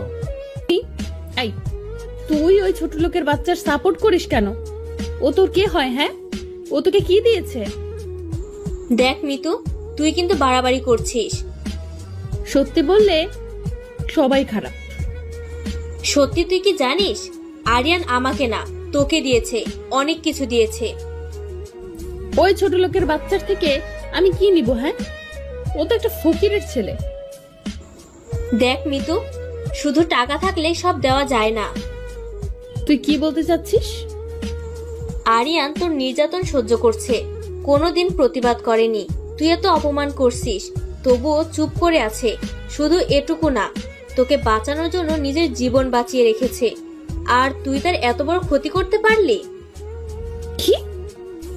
হ্যাঁ, সেদিক তোর হাত ধরে দৌড় দিল, কারণ চারিদিকে তোকে মারার জন্য লোক লাগানো ছিল। এরপর তোর বাবার উপর আক্রমণ হয়, সেখানেও আরিয়ান তোর বাবাকে বাঁচায়। কি বলছিস তুই? ঠিকই বলছি। বিশ্বাস না হলে তোর বাবাকে জিজ্ঞেস কর। তোদের এত অপকার করার দাম দিলি, তার স্বপ্ন ভেঙে, তার মায়ের আশা ভেঙে। মানে সেই দিন তুই মিথ্যা বলে ওকে জেলে দিয়েছিস। জানিস তারপর কি হয়েছে? কি হয়েছে? আরিয়ানকে ধর্ষণের মামলা দেয়, আর সেজন্য তার সারা জীবনের স্বপ্ন আর্মি হওয়া, সেটা রাস্তা চিরদিনের জন্য বন্ধ হয়ে গেছে। কি? হ্যাঁ, এর জন্য শুধু তুই দায়ী, শুধু তুই। এতদিন জানতাম টাকাই পৃথিবীর শ্রেষ্ঠ সম্পদ, কিন্তু তার থেকে বেশি মূল্যবান জিনিসও আছে। হ্যাঁ আছে। আমার এত অপরাধের কি ক্ষমা নেই? আরিয়ান কি আমায় ক্ষমা করবে? সেই সৃষ্ট সম্পদ দিয়েই তোকে ক্ষমা নিতে হবে। হ্যাঁ, আমি তাই করব। আমি অনেক পাপ করছি। এখানে আমি একা বসে আছি, হঠাৎ পিছন থেকে সজীব এসে আমার কলার ধরে কলেজের সামনে নিয়ে গেল, আর আমায় মারতে লাগলো। আমি তো কিছু বুঝতেছি না। এটা থেকে কলেজে সবাই হাজির হলো। সজীব, কি করছো? ছাড়ো ওকে। জানো ও কি করছে? ও কিছু করেনি, সব আমি করেছি। তোমায় মারার হুমকি দিছে। কি বলছো তুমি? তাহলে শোনো এটা। আমি সেদিন মিতুকে বাঁচানোর জন্য সজীবের সাথে কথা বলছিলাম, সেটা রেকর্ড চালু করলো, কিন্তু শুধু আমার কথাগুলো সজীবের কথাগুলো কেটে নিছে। চলেন শোনা যাক। এই সজীব বস। জি, কে বলছেন? আমি যেই বলি না কেন, তোর জিএফ কে আমি টপকিয়ে দেব। কি বলছেন এসব? হ্যাঁ, আমায় অনেক অত্যাচার করে। আমি কেন সহ্য করি জানিস? কেন? কারণ আমি ওর পরিবারে যেতে চাই, আর তারপর তাদের মেরে পুরো সম্পত্তির মালিক আমি হতে চাই। হা হা হা। Hello hello. এটা ছিল রেকর্ডিং, পুরোটাই বানানো। কিন্তু একটা কথা বুঝতে পারছি না, আমার হুবহু কণ্ঠ কপি করলো কেমনে? এটা পুরো মিথ্যা, আমি এসব বলিনি। ভুল ভুল। আমি তোকে ভালো মনে করে ভুল করছি। তোদের মতো ছোট লোকেরা কখনোই ভালো হয় না। ম্যাডাম বিশ্বাস করেন, এসব মিথ্যা। চুপ কর ছোট লোকের বাচ্চা। আমার কথা বিশ্বাস করেন। দেখলে মিতু, তুমি কত বড় ভুল করতে যাচ্ছিলে। ধন্যবাদ সুজিত, আজ তুমি আমায় অনেক বড় বিপদ থেকে বাঁচালে। অনেক সহ্য করেছি। আর না সুজিত, পুলিশকে ফোন করো। ফোন করার কোনো প্রয়োজন নেই, পুলিশ এসে গেছে, সাথে আর্মিও আছে। আমি পিছনে তাকিয়ে দেখি রনি আর কমান্ড স্যারের টিম। রনি, সরি বন্ধু, এন্ট্রি মারতে একটু দেরি হলো, আর এজন্য একটা ডাইনির হাতে থাপ্পড় খেতে হলো। মুখ সামলে কথা বলবেন। আমার মুখ সামলেবে না। তুমি বিনা অপরাধে আমার বন্ধুকে অপরাধী করছো। যেই ভুল আমি করতে যাচ্ছিলাম সেটা দয়া করে আপনি করবেন না। ভুল আমি না, বরং এই মুহূর্তে আপনি করছেন। মানে যাকে আপনারা দোষী বলছে সে দোষী না, আর যাকে আপনারা বিশ্বাস করছেন, বাহবা দিচ্ছেন, সে হলো আসল দোষী। কি বলতে চান আপনি? খুবই পরিষ্কার, আপনি যেই দোষে আপনার বন্ধুকে দোষী বলছেন, সেই দোষের আসল দোষী হলো সজীব। নিজের বন্ধুকে বাঁচাতে আরেকজনের উপর দোষ চাপাচ্ছেন? জি না, সজীব এই রেকর্ডিং শুনিয়েছে, সেটা ছিল নকল। তাহলে আসলটা কই? এই তো শোনো। তারপর আসলটা সবাইকে শোনালো। এটা যে আসল এর কোনো প্রমাণ আছে? জি হ্যাঁ হাবিলদার। Yes sir. আমার শালাদের একটু এদিকে আনো তো। Yes sir. হাবিলদার দুজন লোককে বাহিরে আনলো।